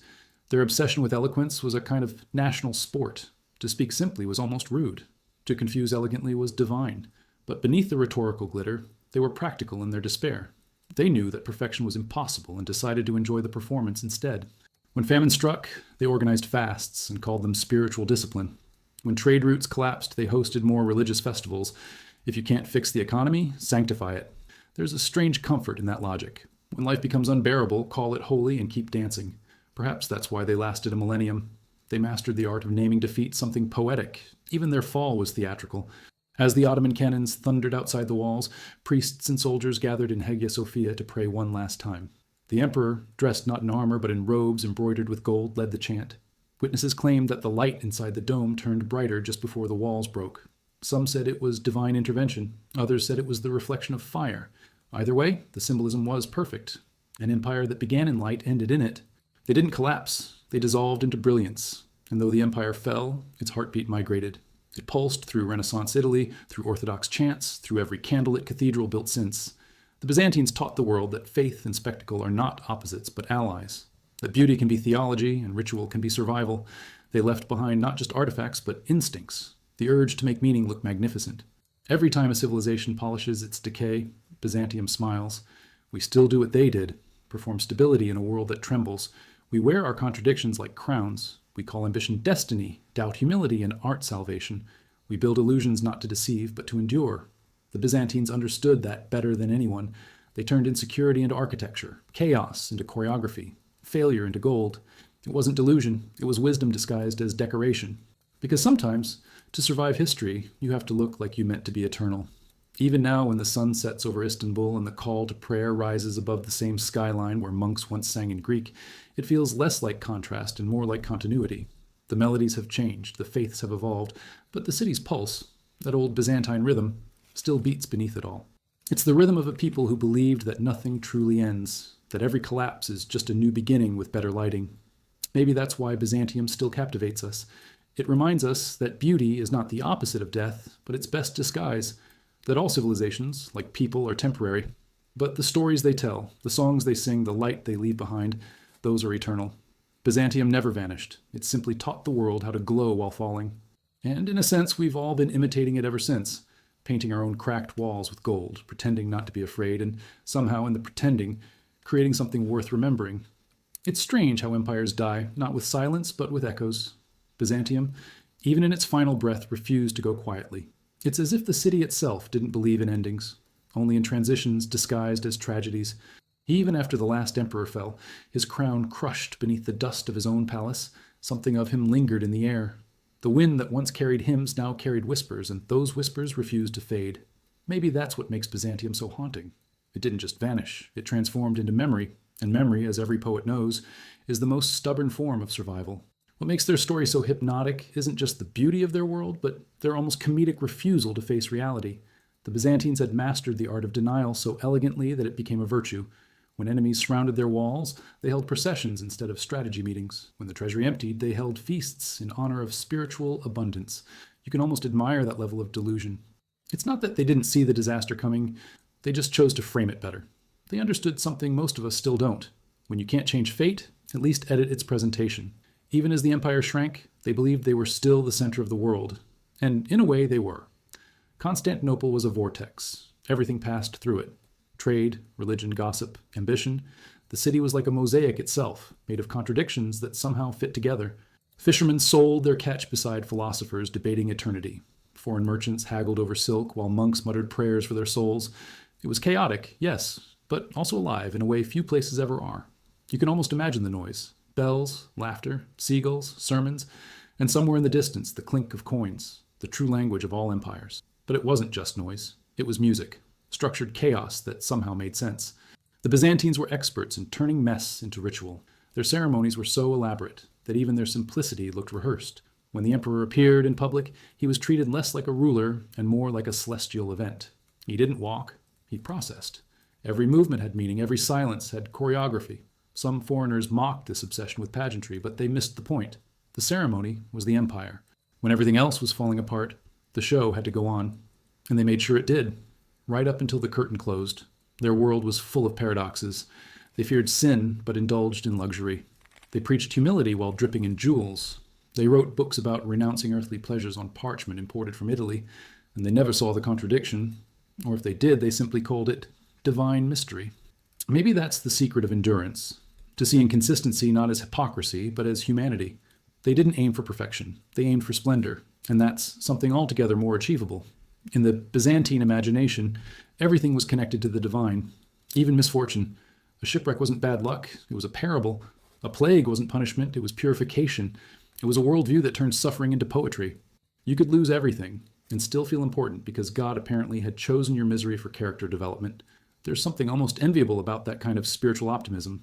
Imagine losing your job today and saying, "Clearly, the angels are testing my Wi-Fi connection." The Byzantines would have written a hymn about it. Their sense of humor, dark and self-aware, kept them sane. A popular saying went, "God loves the Byzantines, otherwise he would have killed us already." There's a kind of wit in that, the kind that comes only from people who've seen too much and still find reasons to laugh. Their comedy was often philosophical. Laughter as rebellion against despair. Even monks joined in. One manuscript contains a doodle of a donkey wearing a bishop's hat with the caption, "A portrait of humility." That's the thing about the Byzantines. They believed in holiness, but they also knew holiness could use a sense of irony. Their artists carried that same playful seriousness. They weren't just painting saints, they were painting theology. A single icon could contain entire arguments about eternity. The colors weren't chosen for beauty alone. Gold represented divine energy, blue the infinite, red the human struggle. And the eyes, those haunting, oversized eyes that seemed to follow you, were never meant to be realistic. They were windows, reminders that the holy was watching you watch it. Even their art was interactive, centuries before the internet. But art wasn't the only legacy. Their libraries, though many were lost to fire and conquest, preserved the knowledge that would later ignite the Renaissance. It's a delicious irony. The empire that considered itself God's last fortress ended up feeding the world's first modern thinkers. The monks who copied Aristotle by candlelight weren't just saving philosophy. They were accidentally saving the future. It's proof that even people obsessed with eternity can influence progress, usually by accident. And then there's the city itself, Constantinople, the impossible city, built on the bones of Rome but infused with the mysticism of the East. It was less a capital and more a cosmic experiment. Even today, Istanbul still hums with that contradiction. You can walk from a mosque to a church to a cafe, serving espresso stronger than faith itself, and it all feels natural. The Byzantines would have approved. They always loved a good blend. Politics and theology, reason and emotion, tragedy and comedy. To them, contradictions weren't problems. They were proof of life. Maybe that's why their story refuses to end. Every civilization since has borrowed something from them. Their architecture, their diplomacy, their cynicism dressed as faith. Even our modern habit of looking busy while doing nothing was perfected in their bureaucracy. They turned procrastination into policy and called it divine patience. And honestly, who among us hasn't done the same? It's tempting to think of Byzantium as a relic, but in truth, it's a reflection. Every time we decorate failure, every time we laugh at despair, every time we mistake performance for purpose, that's Byzantium living through us. They taught the world how to collapse beautifully, and we've been taking notes ever since. Because deep down, we all share their secret belief that if we can make our endings look magnificent enough, maybe they won't feel like endings at all. So the next time you stand before a cracked mosaic, notice how the broken pieces still shine when the light hits them just right. That's Byzantium's real message. Nothing is ever truly lost. It just changes form. The empire fell, but its fragments still shimmer across time, catching the light of every new beginning. And maybe, just maybe, that was the plan all along, to teach us how to keep glowing even after the fall. There's something hauntingly ironic about how Byzantium's greatest victory was its own downfall. In trying to become eternal, it accidentally became human. The empire that wrapped itself in gold to imitate heaven ended up teaching the world about impermanence. But perhaps that's what made it so magnetic. Its failure was too beautiful to look away from. Even today, it lingers not as a corpse in history's graveyard, but as a ghost in every cathedral dome, every candlelit prayer, every quiet moment where ambition meets humility. Byzantium never left. It just changed shape like a flame finding new air. The people who built that flame had an almost theatrical relationship with existence. They saw life not as a straight line from birth to death, but as a performance between two eternities. Everything, from coronations to confessions, was staged with precision. The emperor wasn't just a ruler, he was an actor playing God's understudy.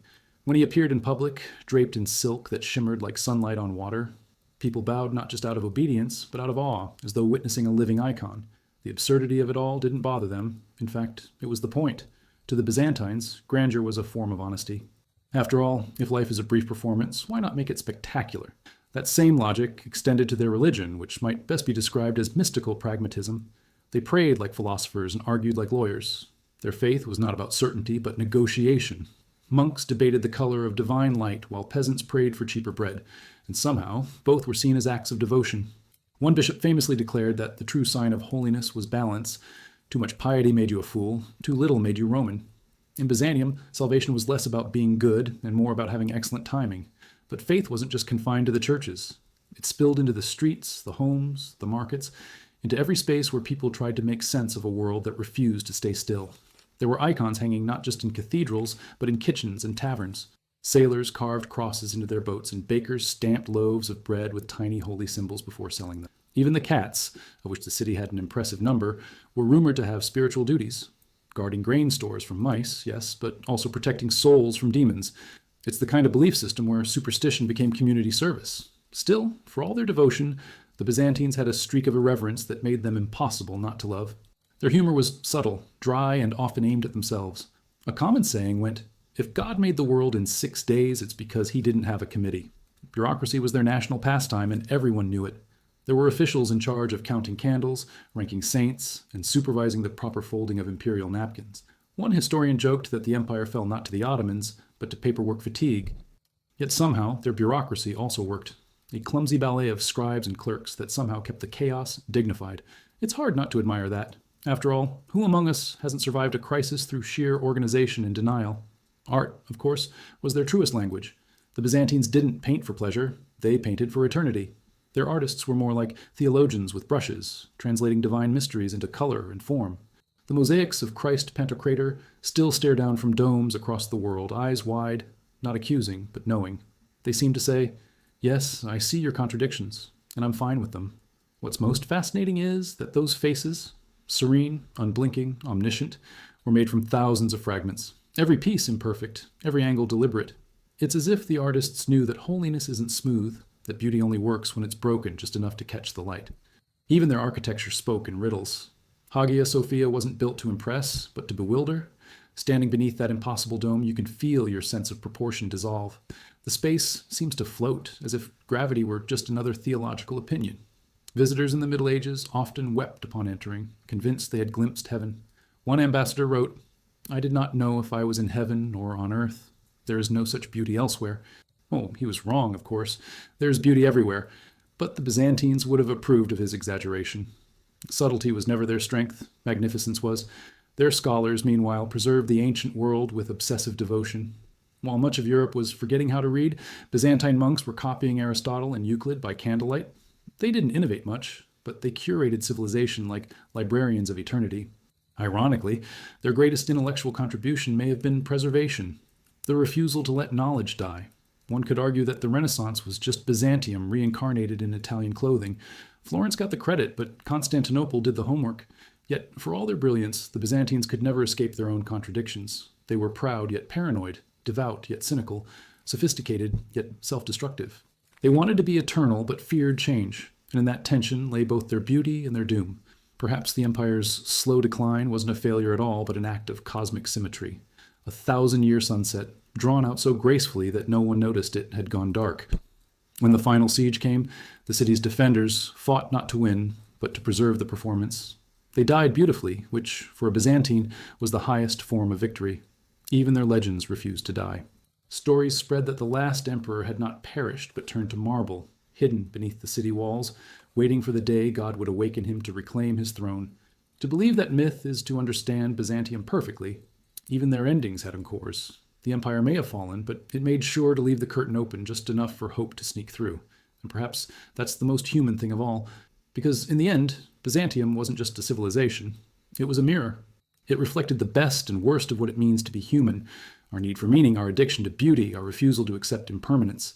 They built domes to hold heaven, painted saints to make sense of suffering, and wrote prayers that sound suspiciously like love letters to existence itself. We're not so different. We still build, still decorate, still dream of eternity with shaky hands. And maybe that's the final secret Byzantium left behind, that the point isn't to last forever, but to leave something that does. Gold fades, empires fall, but the shimmer, that faint glimmer of beauty in the ruins, that's the part that endures. The Byzantines called it the uncreated light, the glow of divinity that never dies. Maybe they were right. Maybe every time we find beauty in the broken, every time we laugh through despair, every time we choose grace over cynicism, Byzantium flickers alive again, reminding us that even in ruin, the light still shines. If you stand in Istanbul today, in the faint golden light that hits the domes just before dusk, you might notice something peculiar. The air feels rehearsed, every breeze seems to remember something, every echo feels deliberate. It's as if the city is still performing the same ancient play, just with new costumes and languages. You realize that Byzantium never truly disappeared. It merely perfected the art of reincarnation. The empire might have fallen, but its rhythm, on that strange blend of sanctity, sarcasm, and spectacle, still hums beneath the cobblestones. It's not nostalgia, it's muscle memory. The secret to that endurance lies in the Byzantine imagination. They didn't just build an empire, they built a worldview, one where beauty was not luxury but proof of existence. They believed that to create was to resist decay, that gold and light could negotiate with death. Even their smallest gestures carried theatrical weight. A scribe dipping his pen into ink wasn't merely writing, he was invoking eternity one syllable at a time. And every act of craftsmanship, no matter how mundane, was an act of devotion. One monk famously spent 40 years illuminating a single manuscript.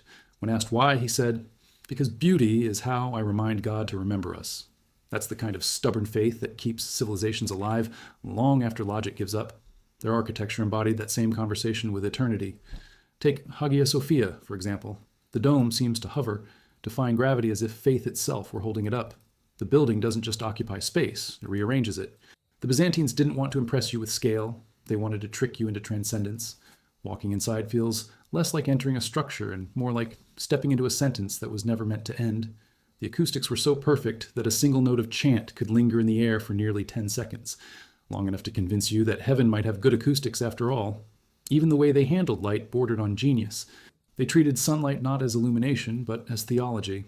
The interiors of their churches weren't designed for brightness, but for shimmer. Gold mosaics were placed at just the right angles, so that dawn would make saints flicker and dusk would turn them into shadows. In Byzantium, even darkness was curated. They knew that mystery wasn't the absence of light. It was light with manners. It's a lesson modern architects could probably use. Not every space needs to feel like a dentist's office. But what made the Byzantines truly fascinating wasn't just their art. It was their philosophy of contradiction. They understood that truth rarely comes in one piece. It's fragmented, like their mosaics, and it's beautiful, precisely because it doesn't fit neatly together. They didn't see doubt as the enemy of faith, but as its twin. Monks could spend entire lifetimes debating how many wills Christ had without anyone suggesting they find a hobby. Their debates were exhausting, sometimes absurd, but they weren't pointless. They were proof that thinking itself was sacred. In a world that worships certainty, there's something radical about a culture that found holiness in hesitation. Their sense of irony kept that tension bearable. They could laugh at their own sanctimony without dismantling it. One famous priest was caught preaching about humility while riding a golden chariot. When someone pointed out the hypocrisy, he replied, "Humility must be visible to be useful. You can't help but admire that level of self-awareness." The Byzantines never let guilt get in the way of glory. They simply baptized it and called it balance. It's a spiritual philosophy that feels oddly familiar in the age of influencer spirituality. Their humor was practical too. During times of famine, the people joked that God had put them on a divine diet. During plagues, they said the angels were cleaning house. It wasn't denial, it was emotional engineering. Laughter was how they processed apocalypse without losing their elegance, and there's wisdom in that. Every empire eventually faces ruin, but not every empire learns to make it look graceful. The Byzantines turned survival into choreography. When you can't stop the world from collapsing, at least collapse beautifully. Their love of beauty extended to the smallest details of daily life. Even their bureaucracy, that famous Byzantine web of officials, stamps, and rituals, was designed like a sacred labyrinth. A simple tax form could require 6 seals, 2 prayers, and divine patience. Yet the absurdity was intentional. Complexity to them was order wearing a disguise. They believed the divine worked through layers, and so did the state. To live in Byzantium was to constantly navigate mystery, both celestial and administrative. And honestly, who among us hasn't felt that way filling out government paperwork? Education was another pillar of their endurance. The Byzantines treated learning like an act of worship. Their schools produced philosophers, mathematicians, and theologians who believed the intellect itself was a form of prayer. Knowledge wasn't about dominance, it was about participation in creation. They copied and preserved ancient texts, not just to remember, but to converse with the dead. They saw history as a dialogue, not a museum. That's why so much of what we call Western civilization passed through Byzantine hands. They were the middlemen of memory, selling the past back to the future with better grammar. Even love in Byzantium had a peculiar gravity. Their romances weren't tender so much as theatrical. Courtship was filled with riddles, poetry, and public gestures. One emperor sent his beloved a letter comparing her eyes to the gates of paradise and the taxes of Antioch, equally inescapable. It's funny and profound all at once, a reminder that they managed to blend sarcasm and sincerity without ever diluting either. Their love stories, like their politics, were negotiations wrapped in poetry. It wasn't about perfection, it was about persistence. And yet, through all the splendor and self-contradiction, they never lost their sense of fragility. Beneath the gold and marble, there was always the quiet awareness that everything could vanish in a heartbeat. Maybe that's why they built things so elaborately. To buy time against the inevitable, every church, every icon, every hymn was a wager with death, a promise that beauty could hold off oblivion just a little longer. And in some ways, it did. The empire fell, but its echoes didn't. They kept rippling outward, through the Renaissance, through the Enlightenment, through every flicker of art that insists on meaning in a meaningless world. That, perhaps, is Byzantium's greatest legacy. It taught humanity how to endure with style, not through conquest or purity, but through the stubborn belief that imperfection, when lit correctly, can look divine. They didn't conquer time, they collaborated with it. Even in ruin, they remained luminous, a civilization that understood that endings are just transitions disguised as tragedies. And if you listen carefully, beneath the hum of modern life, you can still hear their rhythm, a heartbeat made of incense and irony, faith and laughter. Byzantium reminds us that the most fragile things, stories, songs, symbols, are often the ones that last longest, because they don't resist change. They adapt, they echo, they glow. And in that glow, centuries later, the empire still breathes, not as history, but as a reminder that we, too, can shine beautifully while falling apart. They used to say that the walls of Constantinople could withstand anything, armies, earthquakes, even time itself. But what those ancient masons didn't understand was that time doesn't break walls. It seeps through them. It finds the cracks, the forgotten corners, the quiet pauses between prayers, and it settles there like dust. And that dust, centuries later, still carries the perfume of incense, the faint echo of choirs, the rhythm of an empire that refused to vanish neatly. Byzantium never truly fell. It simply melted into the bloodstream of the world, becoming something you can't quite see but can still feel when the light hits stone just right. There's something strangely intimate about that kind of endurance. It's not loud. It doesn't demand recognition. It lingers, patient and amused, like a story that knows it's too good to be forgotten. Walk through modern Istanbul and you'll sense it immediately. The way the air hums with memory, how every archway feels like a sentence that was never finished. Street vendors shout over the call to prayer. Seagulls circle over minarets that stand where domes once glittered.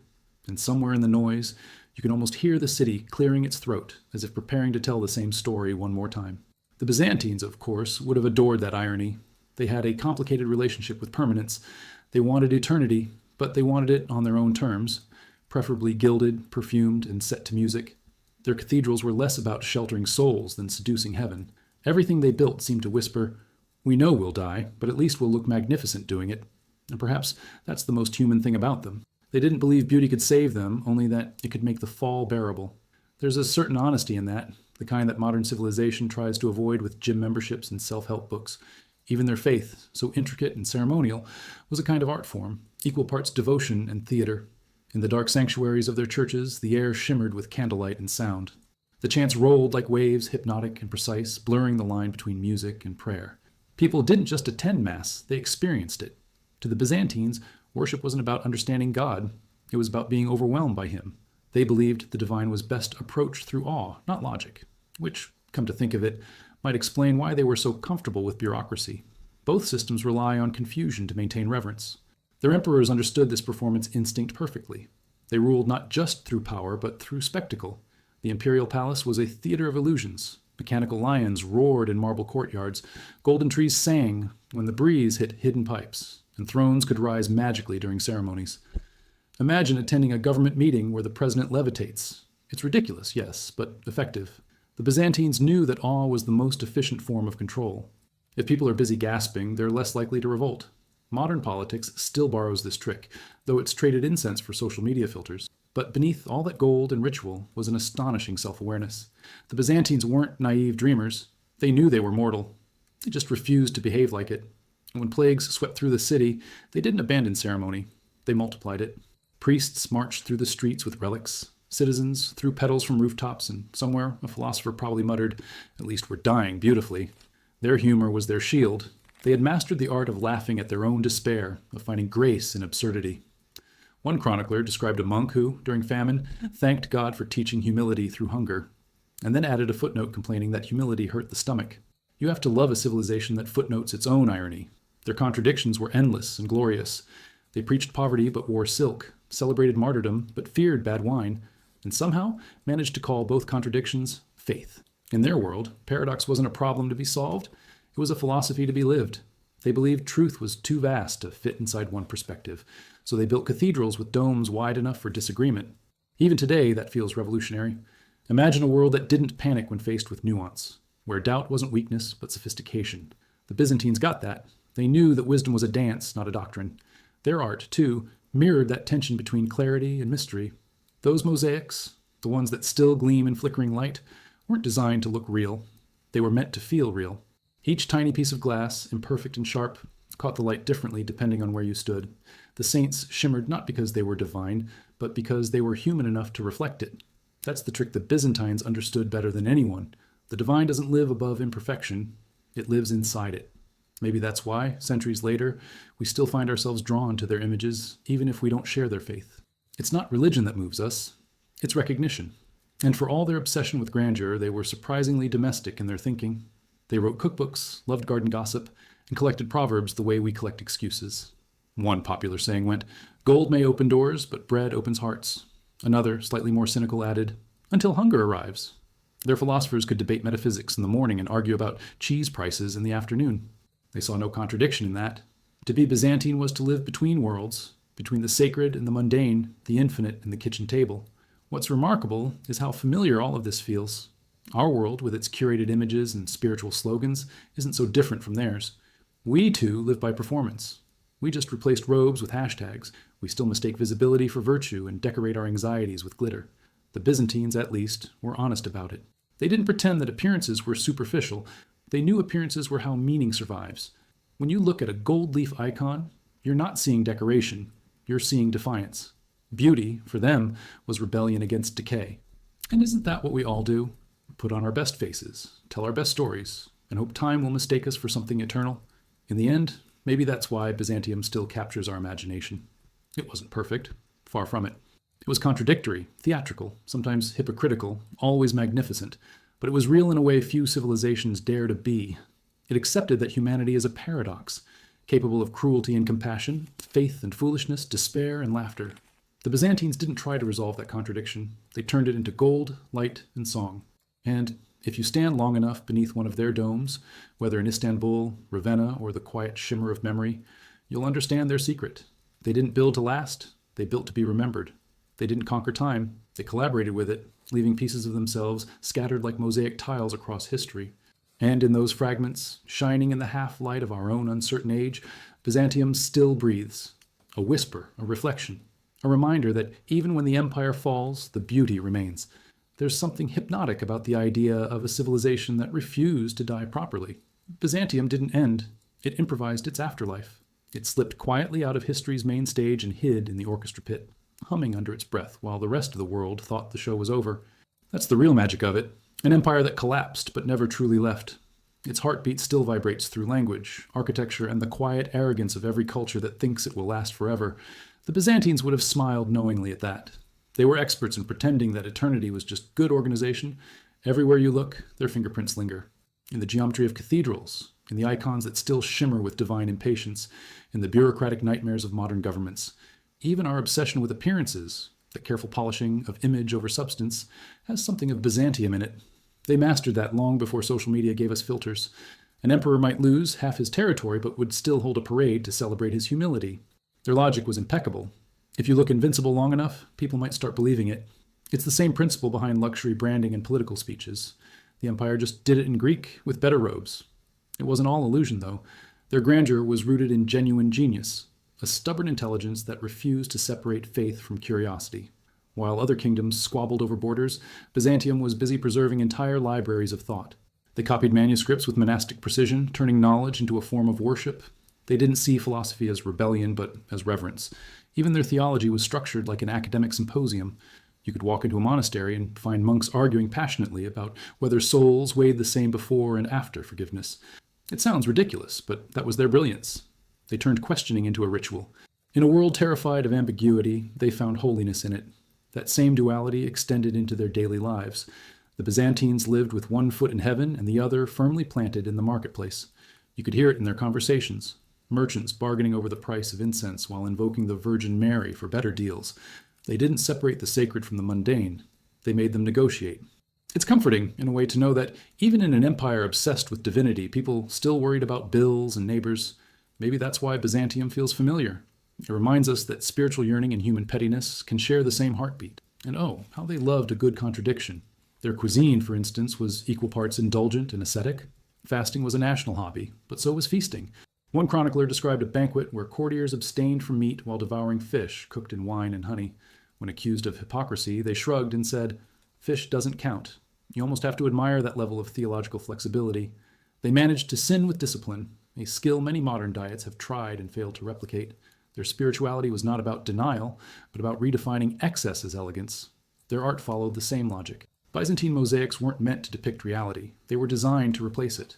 The faces of saints gleamed not because of realism, but because of how the light moved through them. Gold wasn't decoration. It was a medium of transcendence. To stand beneath those domes was to feel that the world itself was shimmering slightly out of reach. The Byzantines believed beauty was a form of truth, and perhaps they were right. Even today, when logic fails, we still turn to aesthetics for reassurance. We light candles in cathedrals, scroll through sunsets on our screens, trying to convince ourselves that beauty means something. And yet, despite their magnificence, the Byzantines were haunted by fragility. They built as if eternity could be engineered, but deep down, they knew everything crumbles. You can sense it in their writing. An anxious awareness that every triumph carries its own decay. "We are always rebuilding paradise," wrote one philosopher, "because it keeps falling apart." It's a line that could have been written yesterday. Maybe that's the truest form of wisdom, not expecting permanence, but perfecting the art of reconstruction. The Byzantines didn't fear ruin. They rehearsed it. They even mythologized their own destruction. When Constantinople finally fell, people whispered that the last emperor hadn't died, but turned to marble, frozen beneath the city, waiting to awaken. The story spread like wildfire because it was too good not to believe. You can almost picture it. An emperor half asleep in stone, dreaming of processions and incense, unbothered by time. There's something deeply human in that fantasy, the refusal to accept that endings are final. We all do it in our own way. We keep pieces of the past alive, dressing nostalgia and ritual. The Byzantines just did it more beautifully. Their humor reflected that same tragic self-awareness. One scribe, lamenting the empire's decline, wrote in the margin of a manuscript, "We copy the words of wisdom while our walls fall, but at least the handwriting is divine." That line could be the empire's epitaph. They knew the futility of it all, yet they persisted, polishing their collapse until it glittered. It's both funny and heartbreaking, a reminder that dignity isn't about winning. It's about the style with which you lose. Even their politics were a masterclass in absurd survival. Intrigue was not a side effect of their system, it was the system. Emperors were crowned, blinded, exiled, and occasionally forgiven, sometimes all within the same decade. But the empire endured because the game itself mattered more than its players. It was bureaucracy as immortality. Everyone had a role, even if the script changed daily. One historian joked that Byzantium survived so long because no one could ever figure out how to end the meeting. You laugh, but there's truth in that. Confusion, handled properly, can be the foundation of eternity. And through all of this, the theology, the feasting, the laughter, there was a profound grace in how they carried their contradictions. They never tried to resolve them. They illuminated them. They understood that complexity isn't chaos. It's creation and progress. The empire may have fallen, but its lesson remains that human beings are mosaics, not monoliths. We shimmer most brightly at the edges where our flaws catch the light. That's the real inheritance of Byzantium. Not its gold, not its theology, but its attitude. The courage to be elaborate in a world that demands simplicity. The audacity to build beauty in the face of decay. The wit to turn failure into philosophy. Every cracked dome, every fading mosaic, every echoing hymn is still whispering the same message. Make it magnificent, even when it's falling apart. And perhaps that's what eternity really looks like. Not endlessness, but elegance in the face of ending. Byzantium knew that better than anyone, and maybe that's why, even now, it refuses to die. It's almost funny how the grandest civilizations are remembered not for their victories, but for their vanities. Byzantium, with all its cathedrals and councils, wasn't immortalized by conquest, but by the things it tried to hide. Its contradictions, its scandals, its whispering corridors of forbidden desire. For every law they wrote in gold, there was a sin carved quietly beneath it. It's as if the empire knew that perfection was boring, and so it sprinkled a little chaos into its holiness just to keep things interesting. Maybe that's the secret of endurance. Not purity, but personality. The Byzantine court was a stage, and everyone in it performed like their life depended on applause, because, quite literally, it did. Etiquette was armor. Wit was survival. One wrong word could cost you an eye, or worse, your title. Yet the people in those palaces knew how to turn paranoia into theater. They glided through banquets under chandeliers of oil lamps, smiling with the serenity of saints while calculating their next betrayal. It was less a government than an ongoing psychological experiment in how much ambition a human soul can carry before it implodes. Even the emperors weren't immune. They were divine in theory, but painfully human in practice. Some tried to imitate Christ, others imitated Zeus, and most ended up somewhere between soap opera and sermon. There's something oddly comforting in that. One emperor famously claimed that God spoke to him in dreams, until those dreams began suggesting his wife should be replaced. It's almost reassuring to know that power didn't make them wiser, it just gave them better excuses. If Twitter had existed back then, Byzantine politics would have crashed the servers by lunchtime. But behind the imperial masks was a civilization deeply aware of its own fragility. They built their rituals like scaffolding, layering chants, candles, and choreography around the terrifying emptiness of existence. Imagine a society so obsessed with ceremony that even the way bread was broken could spark a theological crisis. To the Byzantines, every gesture mattered. Eating, bowing, even breathing could become sacred if done in the right sequence. It sounds absurd until you realize we're not so different. We have our own modern rituals now. Phone checking before sleep, curated grief online, coffee as communion. They had incense, we have notifications. Same instinct, just less poetry. Their monasteries, tucked away in mountains or perched on impossible cliffs, were laboratories of the human soul. Monks fasted for weeks, slept on cold stones, and prayed until they saw visions. Some claimed to glow with divine light, others just passed out from hunger. It was hard to tell the difference. The beauty of it, though, was in their sincerity. They truly believed that silence could outlast empires. And in a way, it did. While generals fought and emperors schemed, the monks quietly preserved the manuscripts that would one day rebuild Western thought. Civilization owes its memory to men who learned to talk to God by refusing to talk at all. Still, faith in Byzantium was rarely quiet for long. It was noisy, dramatic, and occasionally ridiculous. There were riots over icons, public brawls over the color of vestments, and councils that lasted years because bishops refused to sit next to bishops they didn't like. It was divine chaos at its finest. One could almost imagine God watching from above, half exasperated, half entertained. But maybe that's the point. Faith wasn't meant to be tidy. It was meant to be alive. The Byzantines understood that better than anyone. Devotion without disorder is just decoration. Their cities pulsed with that same contradictory energy. Constantinople wasn't merely the capital of an empire. It was the epicenter of human absurdity. Street performers juggled knives outside churches, scholars debated the Trinity over wine, and somewhere in between, merchants sold relics that may or may not have belonged to saints. People loved to complain about the corruption, but no one ever left. It was the kind of city that felt too alive to abandon, even when it was falling apart. Every cobblestone was a sermon, every shadow a rumor, and perhaps that's why it endured. Not because it was perfect, but because it was irresistible. Even love in Byzantium had a theatrical streak. Romances were written like political treaties, filled with oaths, poetry, and strategic silences. Passion wasn't whispered. It was negotiated. Letters between lovers could read like military correspondence. I await your signal.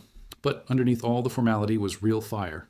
One noblewoman, accused of adultery, defended herself by quoting scripture about divine love being infinite. The court acquitted her, not because they believed her, but because her argument was too clever to punish. The Byzantines adored that kind of audacity. In their world, sin could be forgiven, but dullness could not. Their approach to mortality was equally theatrical. Death wasn't an ending. It was a transition with a strict dress code. Funerals involved chants, incense, and occasionally political commentary disguised as eulogies. One chronicler wrote that during a state funeral, the crowd cheered louder for the deceased emperor than they ever had while he was alive. Byzantium had mastered the art of posthumous popularity long before modern PR. They knew that legacy was just reputation with better timing. And yet, beneath the grandeur and irony, there was an undercurrent of melancholy, a quiet recognition that everything beautiful carries the seed of its own decay. Their art captures that perfectly. The faces of saints shimmering with holiness but tinged with sorrow, eyes that seem to know something you don't. Those mosaics weren't just decoration, they were philosophy in color. They reminded viewers that glory fades, but grace remains. Maybe that's why Byzantine art still feels alive. It doesn't preach, it sympathizes. It says, no, yes, everything ends, but look how beautifully it can end. There's a strange comfort in that thought. The Byzantines didn't fear impermanence, they choreographed it. Every empire, every life is a performance that ends the same way, with silence. But they made that silence sing. They turned decline into art, tragedy into ritual, and memory into immortality. And perhaps that's why, centuries later, their story still glows in the dark corners of our imagination. Because maybe Byzantium wasn't really an empire after all. Maybe it was a rehearsal, humanity's first attempt at learning how to fall gracefully. They taught us that beauty isn't about lasting forever. It's about shining while you do. And when the curtain finally falls and the gold fades to dust, what lingers isn't the empire, it's the echo. That shimmering, sacred echo that whispers, we were here. We mattered. And for a moment, we made eternity blink. It's strange how silence can sometimes feel louder than the loudest hymn. In Byzantium, silence wasn't emptiness. It was theater. It filled cathedrals between chants, lingered after confessions, and haunted corridors where secrets grew fat with patience. The empire loved silence, the way others loved gold. Polished, deliberate, expensive. The kind of silence that said more than words ever could. Yet it was in those silent moments that the truest stories of Byzantium unfolded. The ones whispered, not written, because the ink would have burned the page. The empire liked to pretend it ran on law and liturgy, but everyone knew it really ran on whispers. Behind the golden icons and embroidered curtains, power moved through rumor. A single sentence, dropped at the right banquet, could dismantle a dynasty. The empress praised too long, someone might say. And that was it. Careers ruined, alliances dissolved, monasteries suddenly crowded with exiled cousins. It wasn't gossip, it was governance. Byzantium turned paranoia into public policy.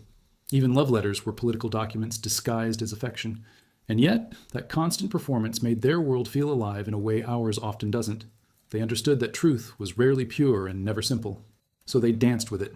A slow, elaborate waltz of sincerity and deceit. People lied with such artistry that it almost became a virtue. One emperor, accused of hypocrisy, famously said, "Better to lie beautifully than tell the truth badly." It's a line that would make any modern politician jealous. Maybe that's why Byzantine scandals feel oddly familiar. They remind us that humanity hasn't evolved as much as it likes to think. We've just changed our stage lighting. Even religion, the empire's heartbeat, wasn't immune to this quiet theater. Faith wasn't a private experience. It was a full-contact sport. The people argued theology the way others argue sports scores.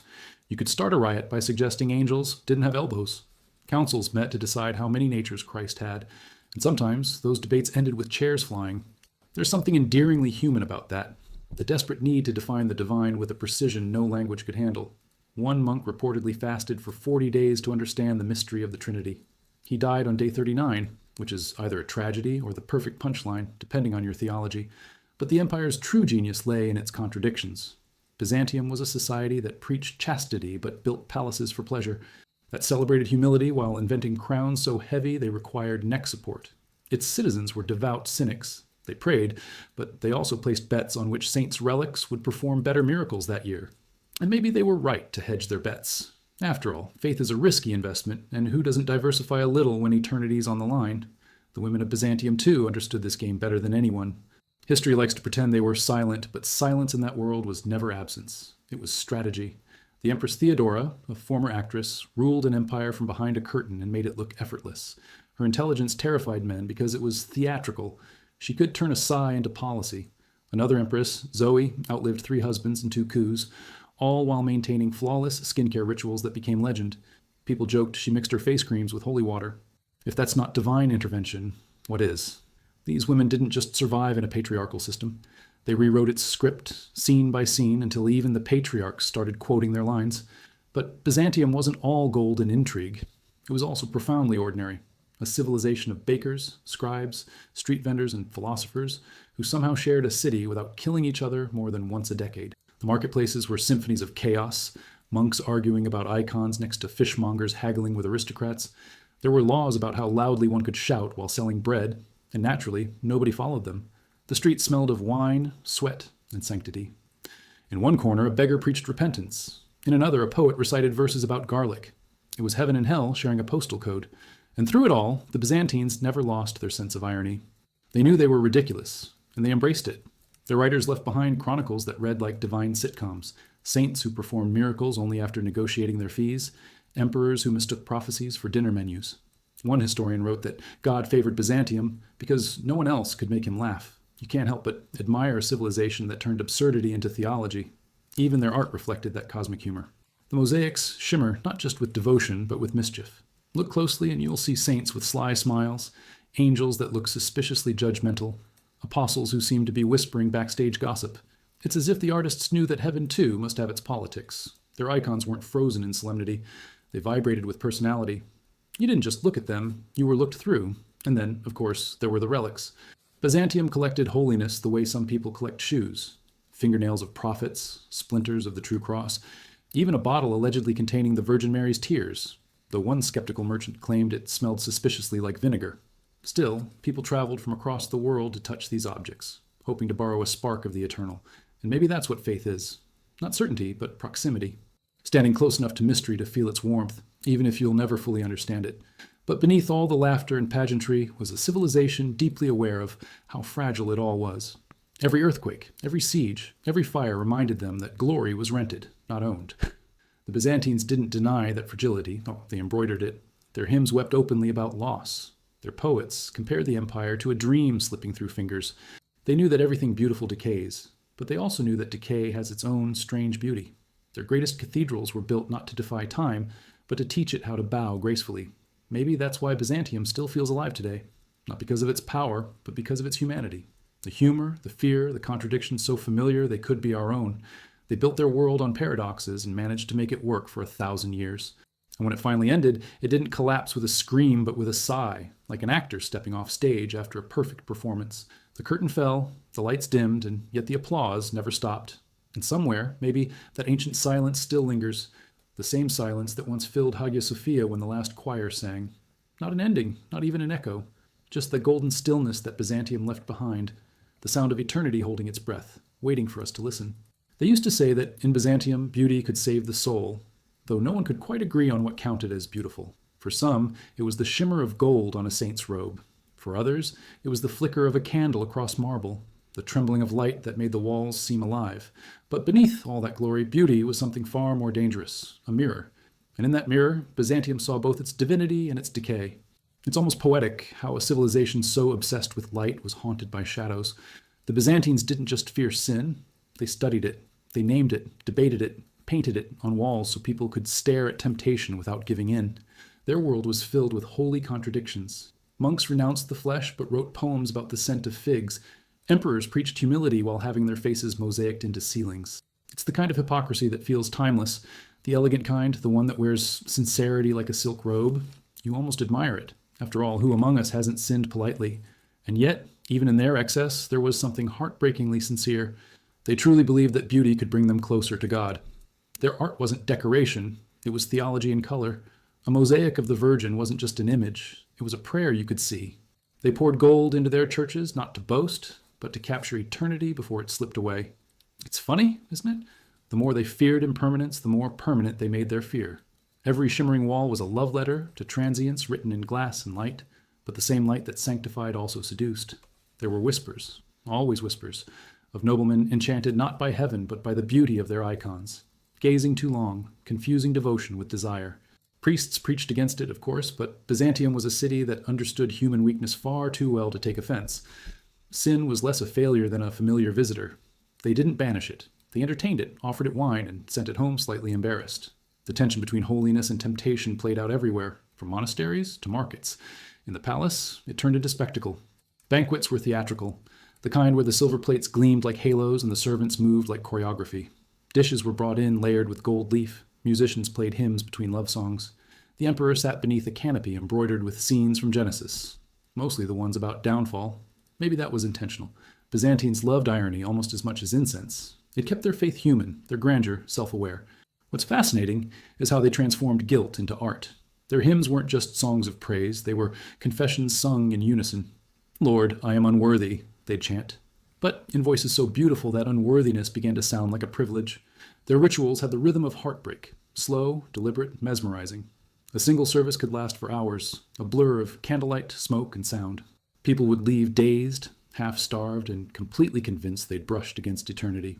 You have to admire that commitment, to exhaust yourself for transcendence. These days, most of us give up halfway through meditation because our phone pings. But Byzantium's fascination with the sacred body went deeper, much deeper. Relics became the empire's obsession. They traded in holiness the way others traded in silk or spices. A fragment of a saint's bone, a lock of hair, even a sandal said to have touched holy ground could make or break fortunes. Markets buzzed with relic merchants whispering prices behind veils. Some relics glowed faintly, others smelled of myrrh. And if they didn't, well, a few drops of perfumed oil could fix that. Faith and fraud often shared the same shelf space, but in Byzantium, everyone understood the arrangement. The trick wasn't whether the relic was real, it was whether you believed beautifully enough. That blur between truth and illusion became their defining art form. Take their icons. They were painted not to resemble the living, but to outshine them. Perspective was banned, too earthly. Instead, faces looked out, flatly, timelessly, as if space itself had surrendered. The gold background wasn't scenery, it was eternity. People didn't kneel to the icons. They knelt through them, believing that somewhere on the other side, heaven was listening. It's easy to laugh at that kind of faith now, but maybe it's not so different from staring at a screen waiting for meaning to stare back. Even their humor had holiness in it. The Byzantines loved to joke about angels, saints, and emperors alike. One monk wrote that God must have invented laughter on the seventh day to keep us from becoming unbearable. You can feel the wink behind that line, the same kind of divine sarcasm that runs through their history. They lived surrounded by tragedy, but refused to become tragic. They joked their way through plagues, invasions, and heresies. There's something deeply human about that, the ability to find irony inside apocalypse. Maybe it's the same instinct that keeps us scrolling through the news while making memes about it. And then there were the mystics, those strange, luminous figures who claimed to have seen the divine light itself. They described it as uncreated, a brightness that wasn't sunlight but something older, softer, infinite. Some monks swore they saw it during prayer, a glow from within, proof that God could inhabit flesh. Others called them mad. But madness, in Byzantium, wasn't shameful. It was a form of research. The line between vision and hallucination was thin, but they didn't care. To seek the divine was to risk your sanity, and that was a price worth paying. The more one reads about Byzantium, the more it feels like a civilization built entirely out of paradox. They were devout cynics, humble narcissists, and disciplined dreamers. They prayed for salvation while hoarding gold, wept for sin while savoring honeyed wine, and somehow made that balance feel like wisdom. Maybe that's why they lasted 1,000 years. They never tried to resolve their contradictions. They just polished them until they gleamed, and in a way, that's what made them eternal. Even after the empire fell, their spirit lingered in the shimmer of icons and the architecture of churches, in every place where beauty and belief collide. Byzantium wasn't merely a kingdom, it was a conversation with time, a reminder that faith doesn't have to make sense to be real, that contradictions don't need to be solved to be sacred. Because in the end, that's what the Byzantines understood better than anyone, that life itself is an icon, cracked, luminous, endlessly interpreted. We may no longer wear their robes or sing their hymns, but their lesson endures quietly, that beauty is never just decoration, and faith is never just belief. Both are acts of rebellion against decay. And if you look closely, even now, the world still shimmers with their stubborn light, the kind that refuses to die because it never needed to. There's a peculiar thing about power. The more people claim to control it, the more it seems to control them. Byzantium understood this long before the rest of the world caught on. It was an empire built not on brute force, but on choreography. Every gesture, every robe, every phrase was calculated to remind people that the emperor wasn't just a man. He was the axis around which heaven pretended to spin. And yet, behind that gilded illusion, there was always a trembling hand, a sleepless mind, a whisper in the dark asking, how long can this performance last? The emperor's life was both divine and ridiculous. He was carried through the city on a golden throne, cheered by thousands, then spent the night arguing with advisors about who had stolen the better grapes from the palace vineyard. They believed power was holy, but they also treated it like a particularly mischievous pet, beautiful, unpredictable, and prone to biting. One chronicler wrote that the crown weighed less on the head than the eyes of those who watched it. Power in Byzantium wasn't about leading, it was about surviving the act of being watched. And oh, how they loved to watch. The citizens of Constantinople were connoisseurs of spectacle. They'd flock to the hippodrome not only to see chariot races, but to read the mood of the empire. A single cheer or hiss could make or break a career. The emperor would sit above it all, pretending to enjoy the show, while secretly tallying who clapped and who didn't. It's funny how little that's changed. Today we call it social media analytics. The Byzantines had factions, blues and greens, part sports teams, part political movements. They'd riot, reconcile, and riot again, often over issues no one remembered a week later. In a sense, it was democracy with better costumes. The real power, though, often lived behind curtains. The palace was a labyrinth of eunuchs, scribes, and spies, a world where silence could be fatal and flattery was a survival skill. Eunuchs were especially fascinating, men who had been denied family or legacy, and so poured their ambition into the empire itself. They became master administrators, diplomats, and sometimes kingmakers.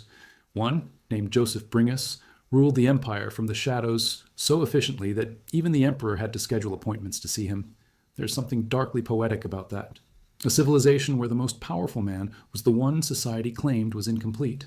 And then there were the theologians, the empire's intellectual gladiators. They didn't wield swords, they wielded syllables. Entire councils were convened to argue over whether Christ's divine and human natures were blended, separated, or politely coexisting.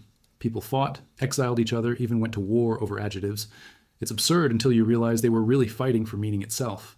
In Byzantium, language wasn't decoration, it was destiny. One misplaced word could shift the axis of faith. Modern debates look tame by comparison. At least, no one today is excommunicated for punctuation.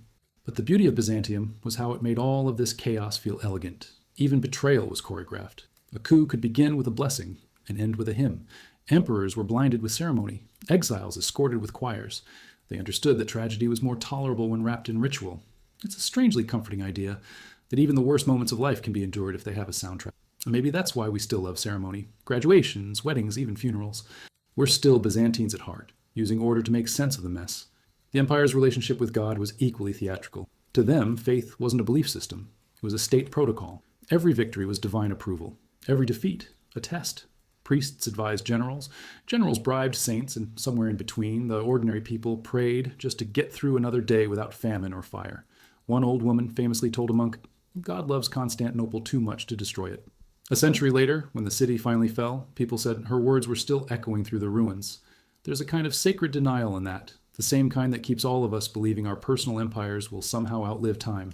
The daily life of the city pulsed with contradictions. Fishermen prayed to saints before cheating each other on prices. Scholars copied Aristotle by day and read horoscopes by night. Even the beggars near the Hagia Sophia had philosophical opinions on tax reform. It was a city where everyone had faith in something, if not God, then rumor. Constantinople wasn't just a capital, it was a mood. You didn't live there so much as surrender to it. One Venetian visitor wrote, "They're always talking, always singing, always bargaining. Even their silence seems rehearsed." You get the sense that everyone was auditioning for history.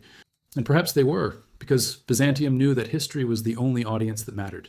The emperors built monuments not for their citizens, but for the centuries. Hagia Sophia, that impossible dome of light and shadow, wasn't built to house worshippers. It was built to impress eternity. Standing beneath it even now, you can feel that ambition humming in the air. It's humbling and hilarious at once. Imagine believing you could impress God with architecture.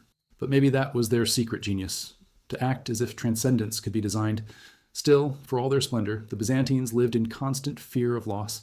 Every festival carried the scent of melancholy, every hymn a quiet awareness that nothing gold lasts. They prayed not just for victory, but for continuity.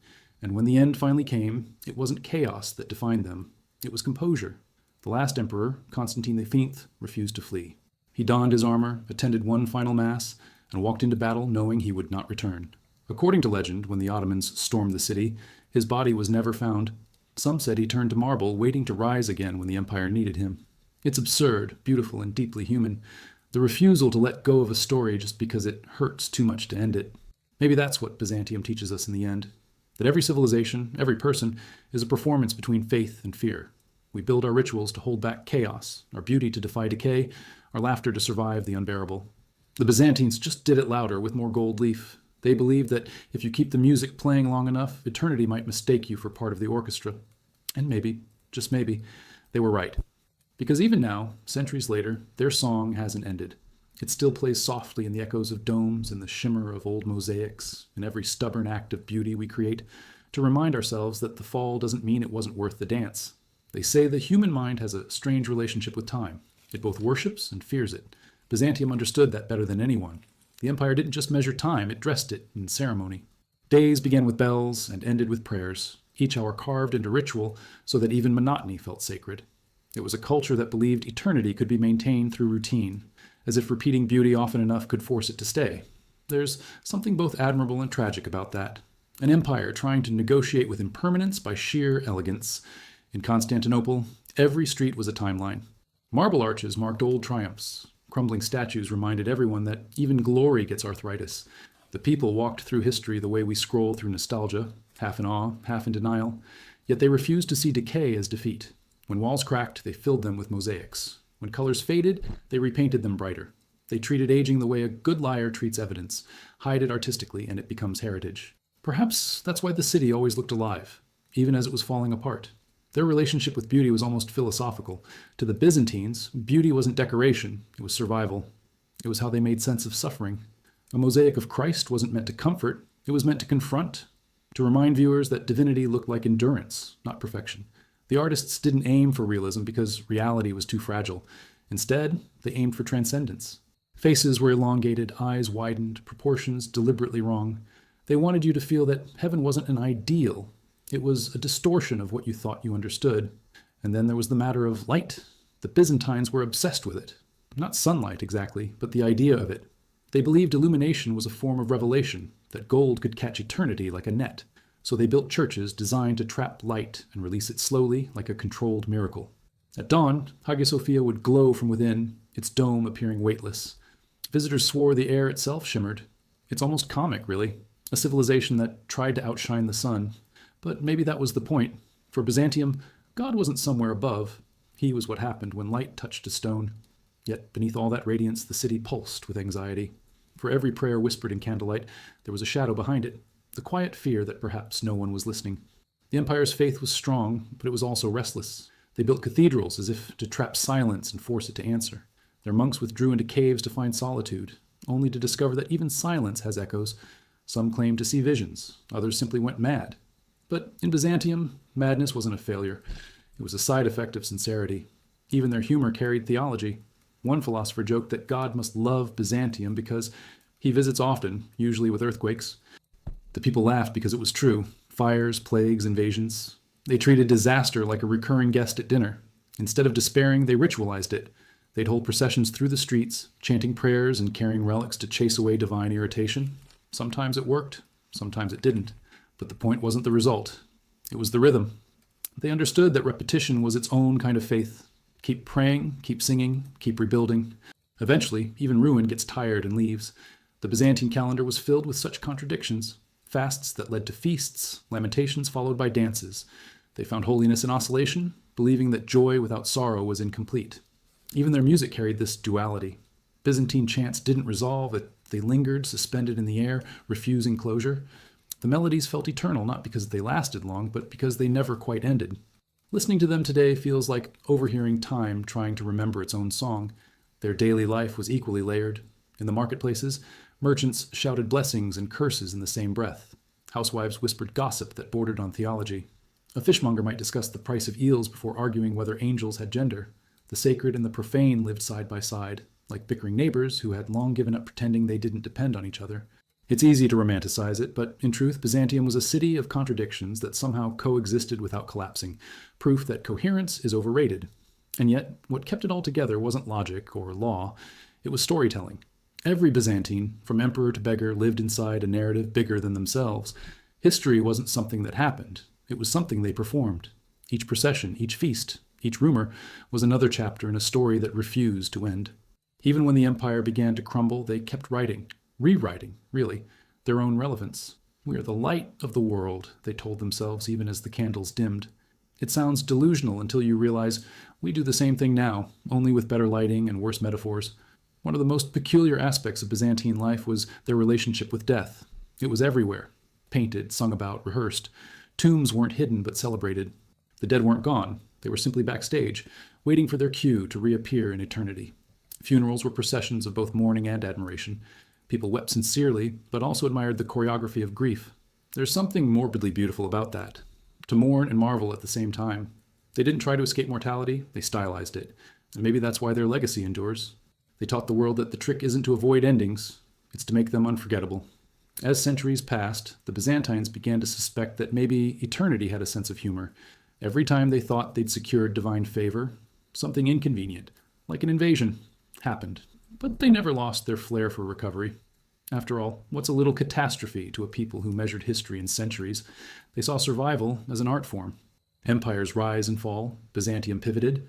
They rebranded themselves constantly: Roman, Greek, Orthodox, chosen, besieged, redeemed. It was less an identity crisis and more an identity symphony.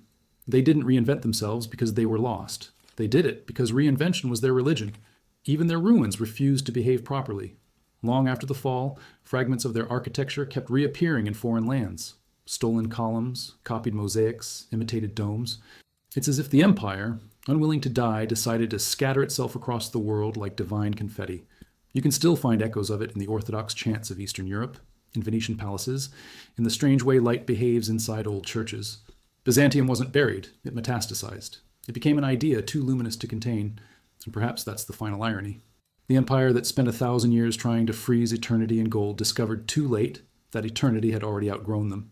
But in that failure, they achieved something miraculous. They became a metaphor for resilience, for contradiction, for the stubborn beauty of imperfection. Byzantium's lesson is simple and impossible: to embrace the chaos of life with choreography, to let decay glitter, to make meaning even when meaning refuses to stay still. Because maybe that's what all of us are doing, building our own tiny Byzantiums, trying to outwit time with rituals, humor, and hope. The empire may have fallen, but its secret survived. That beauty isn't a shield against impermanence. It's a way of smiling at it. And when you realize that, you start to see it everywhere. In the shimmer of a candle, the crack of an old wall, the sound of a laugh echoing through a darkened room. Byzantium never died. It just learned how to hide in plain sight. If you think about it, Byzantium was never really about geography. It was about rhythm. The empire's true borders were drawn not in stone, but in sound. The toll of bells at dawn, the echo of chants through marble halls, the rustle of silk robes brushing against mosaic floors. Life in Constantinople wasn't lived so much as conducted. Everyone had a role in the great orchestration of the sacred and the absurd, and God, depending on the day, was either the composer or the audience. What made it miraculous wasn't that the city survived for 1,000 years. It's that it did so while constantly improvising. The city itself seemed to breathe. Morning smelled of bread and incense, evenings of oil lamps and dust. The Bosporus shimmered like a living mirror, reflecting a skyline that always looked slightly theatrical, as if built for an audience rather than inhabitants. And in a way it was. Constantinople was a stage on which eternity and vanity rehearsed the same argument over and over. The citizens knew it too. Every cobbler and scholar, every monk and merchant. They lived with the awareness that they were walking through a story larger than themselves. That kind of consciousness makes people both poetic and paranoid, often in the same sentence. The air buzzed with theology and gossip in equal measure. In one corner, a baker debated predestination while kneading dough. In another, a bureaucrat bribed a priest for faster forgiveness. Their faith wasn't abstract. It was practical, negotiated daily like market prices. And yet, there was tenderness in it. When famine struck, people shared what little they had not because charity was commanded, but because despair was communal. Even in collapse, the Byzantines managed to be ceremonial about compassion. They didn't hand out bread, they distributed grace. There was always that duality, holiness woven with absurdity. Their monks, for instance, were both feared and mocked. Some lived on pillars for decades, exposed to sun and storm, convinced that altitude accelerated salvation.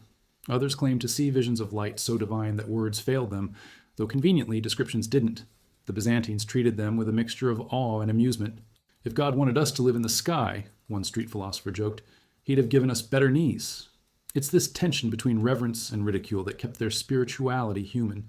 They could laugh at their saints without losing their faith, something modern religion often forgets how to do. That ability to balance devotion and irony extended even to their politics. The emperor was God's representative on earth, which sounds impressive until you realize it also made him the first person to blame when heaven went silent. One bad harvest or unfortunate comet, and divine legitimacy started to look suspiciously negotiable. So emperors compensated with spectacle. Coronations were choreographed down to the incense particle. Thrones levitated on hidden mechanisms. Golden birds sang from automaton trees. One court chronicler described an audience where mechanical lions roared, and the emperor, unmoved, smiled as if this were all completely normal. Imagine ruling through animatronics. It's both genius and madness, but the genius of Byzantium was that it understood madness as part of the divine script. The line between reason and revelation was deliberately blurred. Theologians argued that insanity could be holy if properly framed. Saints who refused to bathe or who barked like dogs were labeled fools for Christ, walking parables of humility. People would visit them, not to mock, but to learn from their disarray. There's a strange kind of wisdom in that, a recognition that truth sometimes hides in nonsense. The Byzantines didn't just tolerate contradiction, they worshipped it. They knew that too much clarity kills mystery, and mystery was their currency. Even their architecture mirrored this philosophy. The Hagia Sophia wasn't designed to be understood. Its dome floats impossibly wide, as if gravity itself had been politely asked to wait outside. Light pours in from windows hidden in shadows, making the whole space feel both solid and weightless. Step inside, and you stop thinking in straight lines. Perspective dissolves, sound curves, faith becomes spatial. It's the kind of place where you half expect to bump into eternity while turning a corner. Modern architects talk about efficiency. Byzantium built cathedrals to confuse you into transcendence. Art, too, followed the same logic. Their icons weren't meant to imitate reality, they were meant to confront it. Those unblinking eyes, that metallic serenity, they were mirrors for the soul. A devout believer could stare at one for hours, oscillating between awe and existential crisis. The artists who painted them were not creatives in the modern sense, they were intermediaries. They prayed before painting, fasted between brushstrokes, believing the act itself was sacramental. One anonymous monk once wrote in the margin of his manuscript, "My hands tremble, not from fear of error, but from the nearness of truth." That's the kind of humility that borders on cosmic arrogance, and yet it worked. Their art still vibrates with presence, even when centuries have dulled its gold. Life outside the palaces and monasteries was equally textured. Constantinople was a place of smells, spices from Arabia, fish from the Bosporus, and a faint undertone of incense clinging to everything like memory. Markets were symphonies of bargaining, where philosophy and profanity mingled freely. A merchant might curse a rival in one breath and quote Plato in the next. It wasn't hypocrisy, it was multitasking. For them, intellect wasn't confined to libraries. It was a street sport. And while much of the world around them drifted into illiteracy, Byzantium remained obsessed with words. They copied manuscripts obsessively, preserving everything from Homer to medical texts, because they believed memory itself was sacred. To forget was the true sin. Perhaps that's why their decline felt so personal. They didn't just lose battles, they lost metaphors. As the empire weakened, its rituals grew heavier, as if repetition could hold the world together. Processions grew longer, prayers louder, robes thicker. One visiting ambassador noted that Byzantines seemed to fight time with fabric. There's something poignant about that image, an empire trying to wrap itself in its own beauty to keep from unraveling. And yet, who can blame them? Don't we all do the same thing? We wear our routines like armor, pretending they make us eternal. Even as enemies gathered at their gates, the Byzantines never surrendered their poise. When Constantinople finally fell, the city didn't scream. It sang. The last service at Hagia Sophia continued as soldiers stormed in. The choir didn't stop. For a brief, impossible moment, conquest and eternity shared the same air. There's a strange kind of grace in that, the knowledge that beauty can outlast ownership. The Ottomans took the walls, but the echo was Byzantine. And maybe that's what lingers most. The echo, because Byzantium wasn't just a civilization, it was a state of mind. It understood that humans are mosaics, flawed, glittering, pieced together from contradictions. They turned imperfection into art, irony into prayer, decay into design. They were ridiculous and profound in equal measure, like a cosmic joke told by someone who knew it mattered. When you look at the remnants of their world today, a cracked fresco, a faded hymn, a dome that still catches morning light, you can feel that joke's punchline hovering in the air. It's not about power or even faith. It's about persistence, the stubborn belief that meaning can still be made from broken pieces. Byzantium didn't just build cathedrals, it built the idea that ruin could be radiant. And perhaps that's why, all these centuries later, we still hear its rhythm, faint but steady, like the heartbeat of a city that refuses to stay buried. Because, in a way, we're all still living in Byzantium, performing our rituals, laughing at our contradictions, building our fragile empires of light. And maybe, just maybe, that's the point. Eternity doesn't need to last forever. It just needs to leave a glow. It's strange how something can die and still keep breathing through the cracks of time. Byzantium understood that kind of half-life better than any civilization before or after.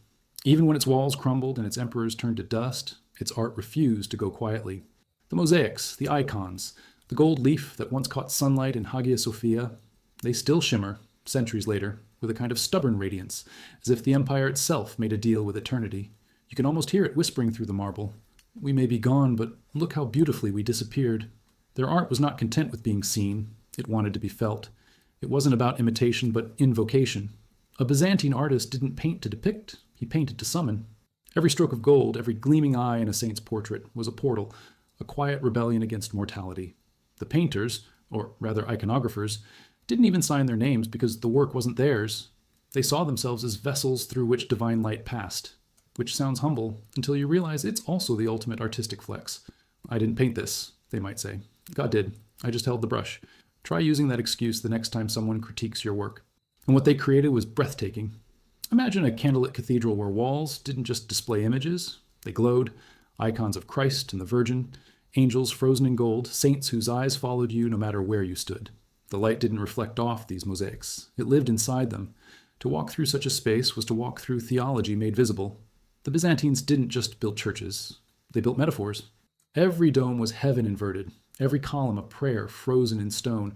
But there's something even deeper in those images, a secret language of imperfection. Byzantine artists knew that true beauty didn't come from realism, but from fracture. They intentionally distorted proportions, long noses, flat faces, elongated fingers, because they believed perfection belonged only to God. The human form, flawed and luminous, became a mirror for the soul's struggle. Their saints weren't smiling models of piety. They looked weary, compassionate, slightly haunted, as if holiness was less about triumph and more about endurance. It's easy to imagine the artists working in near darkness, whispering prayers as they placed tiny fragments of glass into wet plaster, each piece catching just enough light to outlive its maker. They weren't creating for kings or patrons. They were building eternity, one reflective sliver at a time. And maybe that's why their art still affects us. It doesn't try to impress, it tries to console. Its beauty as empathy, an aesthetic that looks at your confusion and says, yes, I know, I've been confused too. Yet, for all its divinity, Byzantine art had a surprisingly mischievous side. Hidden in church corners and palace halls were images that defied the solemnity of theology. Angels with knowing smiles, emperors looking suspiciously like the apostles, and occasionally a donor portrait where someone's nose was just a little too large, the medieval equivalent of a passive-aggressive selfie. The artists may have claimed humility, but their humor survived in gold and plaster. Even heaven, they seemed to suggest, needed a touch of irony. It's fascinating how those same mosaics that once dazzled emperors now survive as ruins, fragments clinging to the edges of forgotten chapels. Rain seeps in where candles once burned, pigeons roost where choirs once sang. And yet, the shimmer remains. There's a lesson in that, that beauty isn't about preservation but persistence. The Byzantines never intended their art to last forever. They intended it to outlast despair, and it did. That idea, that beauty is a kind of resistance, was woven into every corner of their world. Even in times of war or plague, they kept building, decorating, singing. They wrote hymns during sieges, embroidered vestments while their empire shrank. It wasn't denial, it was defiance. A monk once wrote that the world collapses, but the candle burns. It sounds poetic until you realize it was literal. The candles did keep burning, long after armies marched past. Music, too, became part of this luminous defiance. Byzantine chant wasn't meant to entertain, it was meant to suspend time. A single melody could stretch across eternity, its tones rising and falling like breath. There were no harmonies, no instruments, just human voices layered in devotion. The singers didn't perform, they disappeared into the sound. To listen was to forget where you were. Even now, when those ancient melodies are reconstructed, they sound less like songs and more like the architecture of faith itself, built not from stone, but from vibration. And then there's Hagia Sophia, not a building, but an experience. Standing beneath that dome, you feel smaller than silence. It's not the size that overwhelms you, but the way it tricks perception. The light doesn't fall, it floats. The walls don't rise, they breathe. The acoustics stretch sound into mist. For centuries, people entered and forgot their own weight. Even today, stripped of its original splendor, turned into a mosque, a museum, and back again, it still possesses that strange power.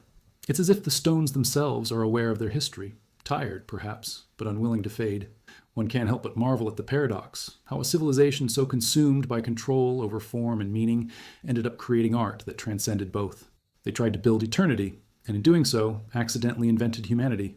Their work isn't just divine, it's deeply emotional.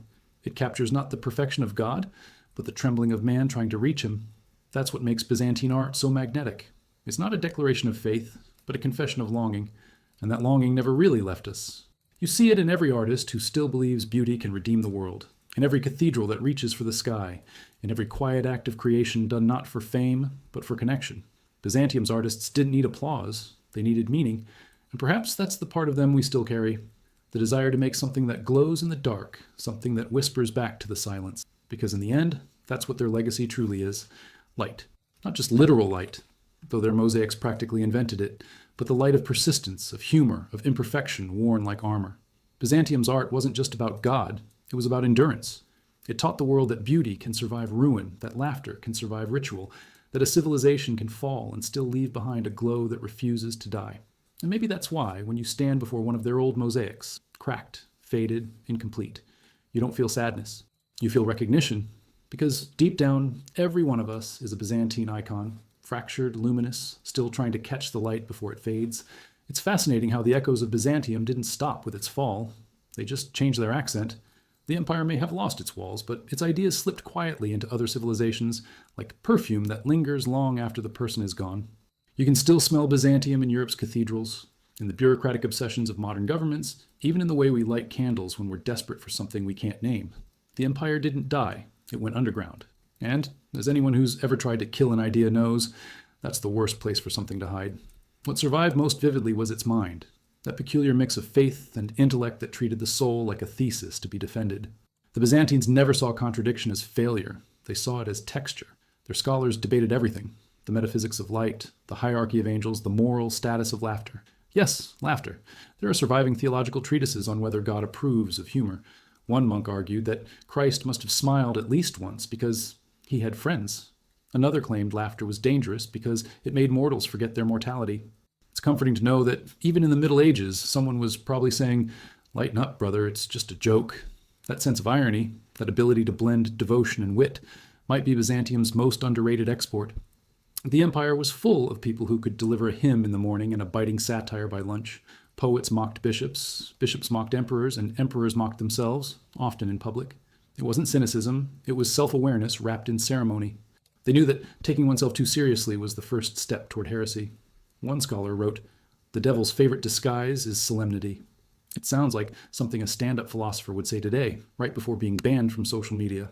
But even their humor carried weight. They used irony the way surgeons use scalpels to cut through the infection of hypocrisy.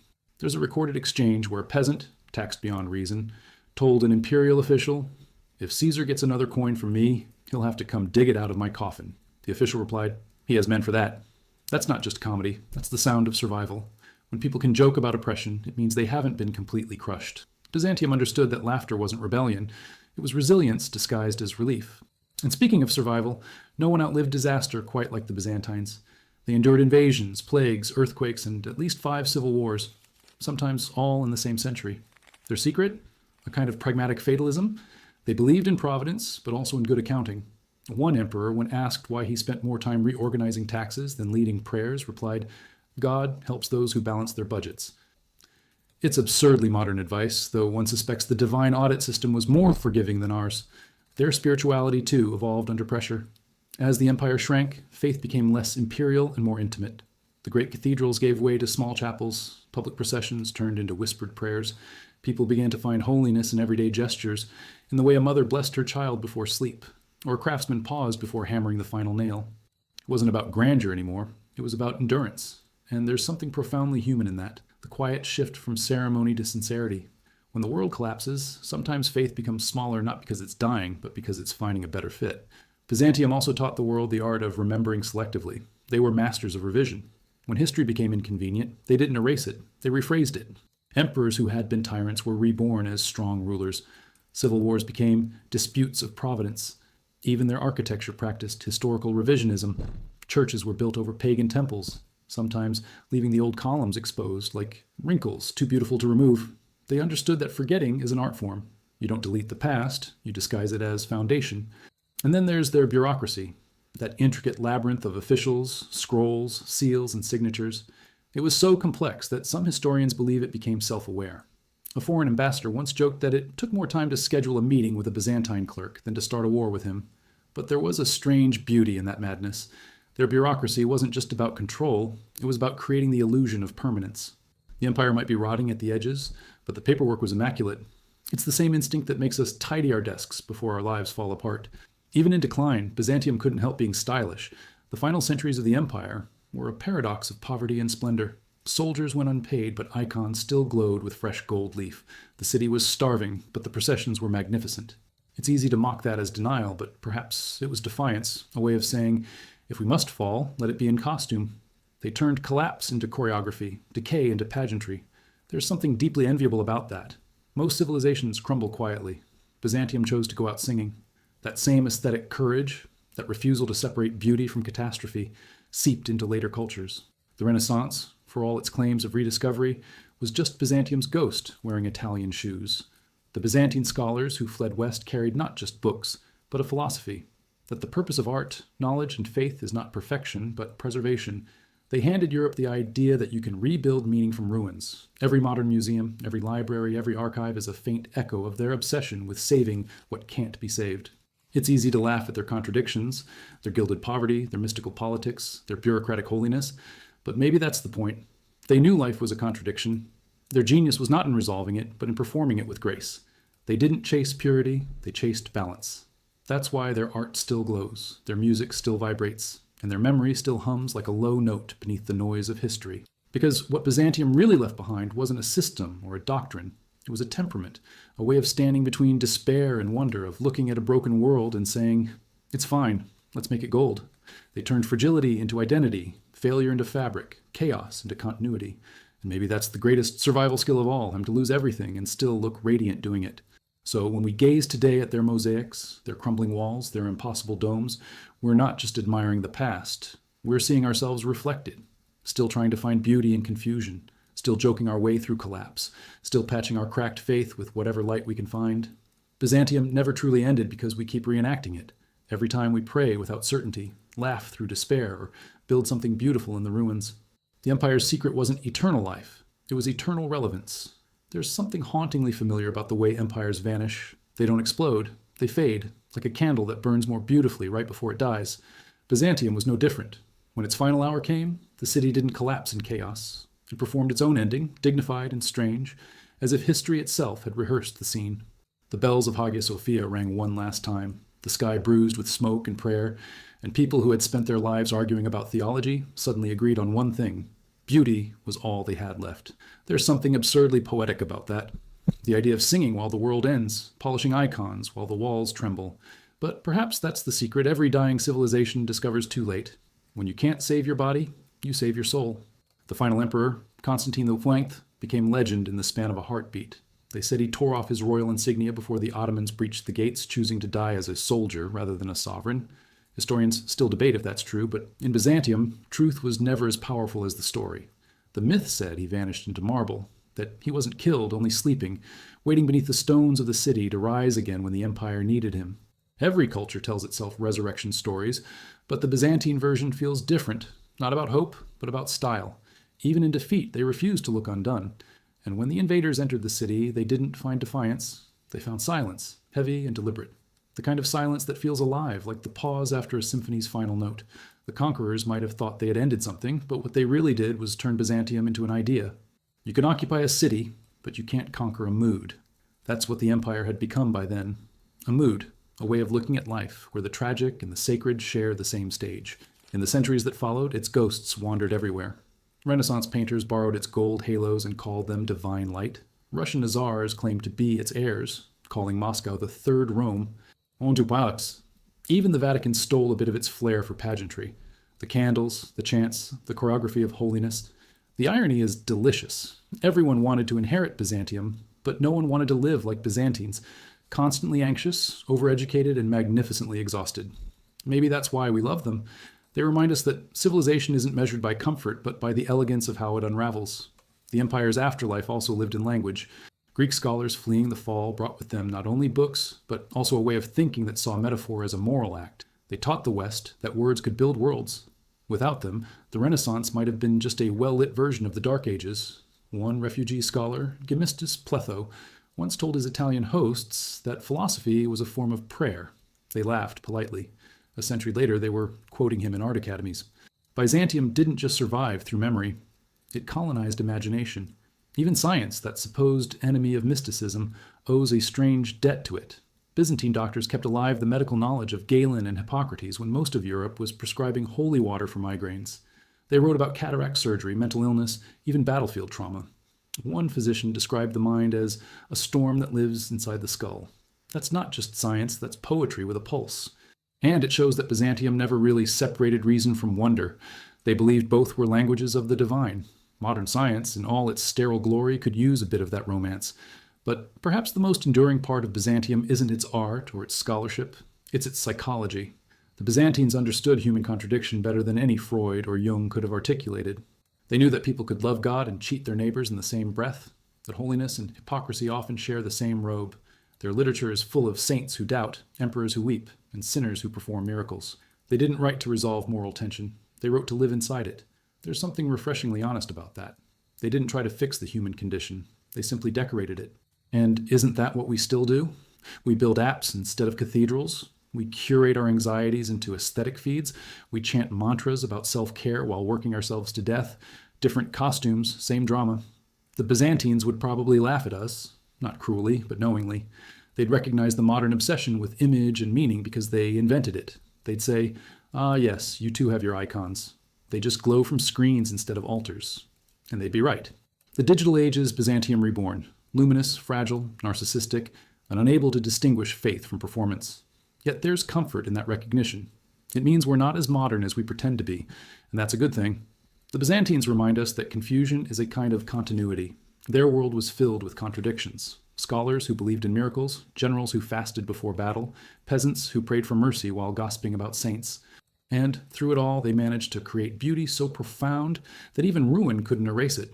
They turned anxiety into art, doubt into devotion. Maybe that's why their memory still glows, while so many newer empires have vanished without even a flicker. Every civilization believes it's permanent, until it isn't. The Byzantines just happened to make peace with that earlier than most. They accepted impermanence as an art form. Their mosaics crack and fade, their chants echo in foreign tongues, their walls crumble. But the idea remains, that you can lose everything and still shine. It's an idea we desperately need today, when everything feels both eternal and disposable. They would tell us, with that sly, weary humor of theirs, "It's fine, nothing lasts. That's why it's beautiful." And so, when you think of Byzantium, don't picture a ruined empire. Picture a mirror made of gold and dust, reflecting your own contradictions back at you. Because Byzantium was never just a place, it was a personality, a dream about meaning that refuses to die. Its palaces may be silent, but the questions it asks still echo. What do we worship when the world stops making sense? What do we build when we know it will fall? What remains of us when the light goes out? Perhaps the answer is this: the glow. The faint, impossible shimmer of humanity at its most absurd and its most divine. That's Byzantium's real legacy. Not power, not wealth, not victory, but radiance. The kind that doesn't blind, but reminds. The kind that says, even as everything fades, look closer, there's still light. And maybe that's all eternity ever meant. Not endless time, but endless illumination carried forward by those stubborn enough to keep lighting candles in the ruins.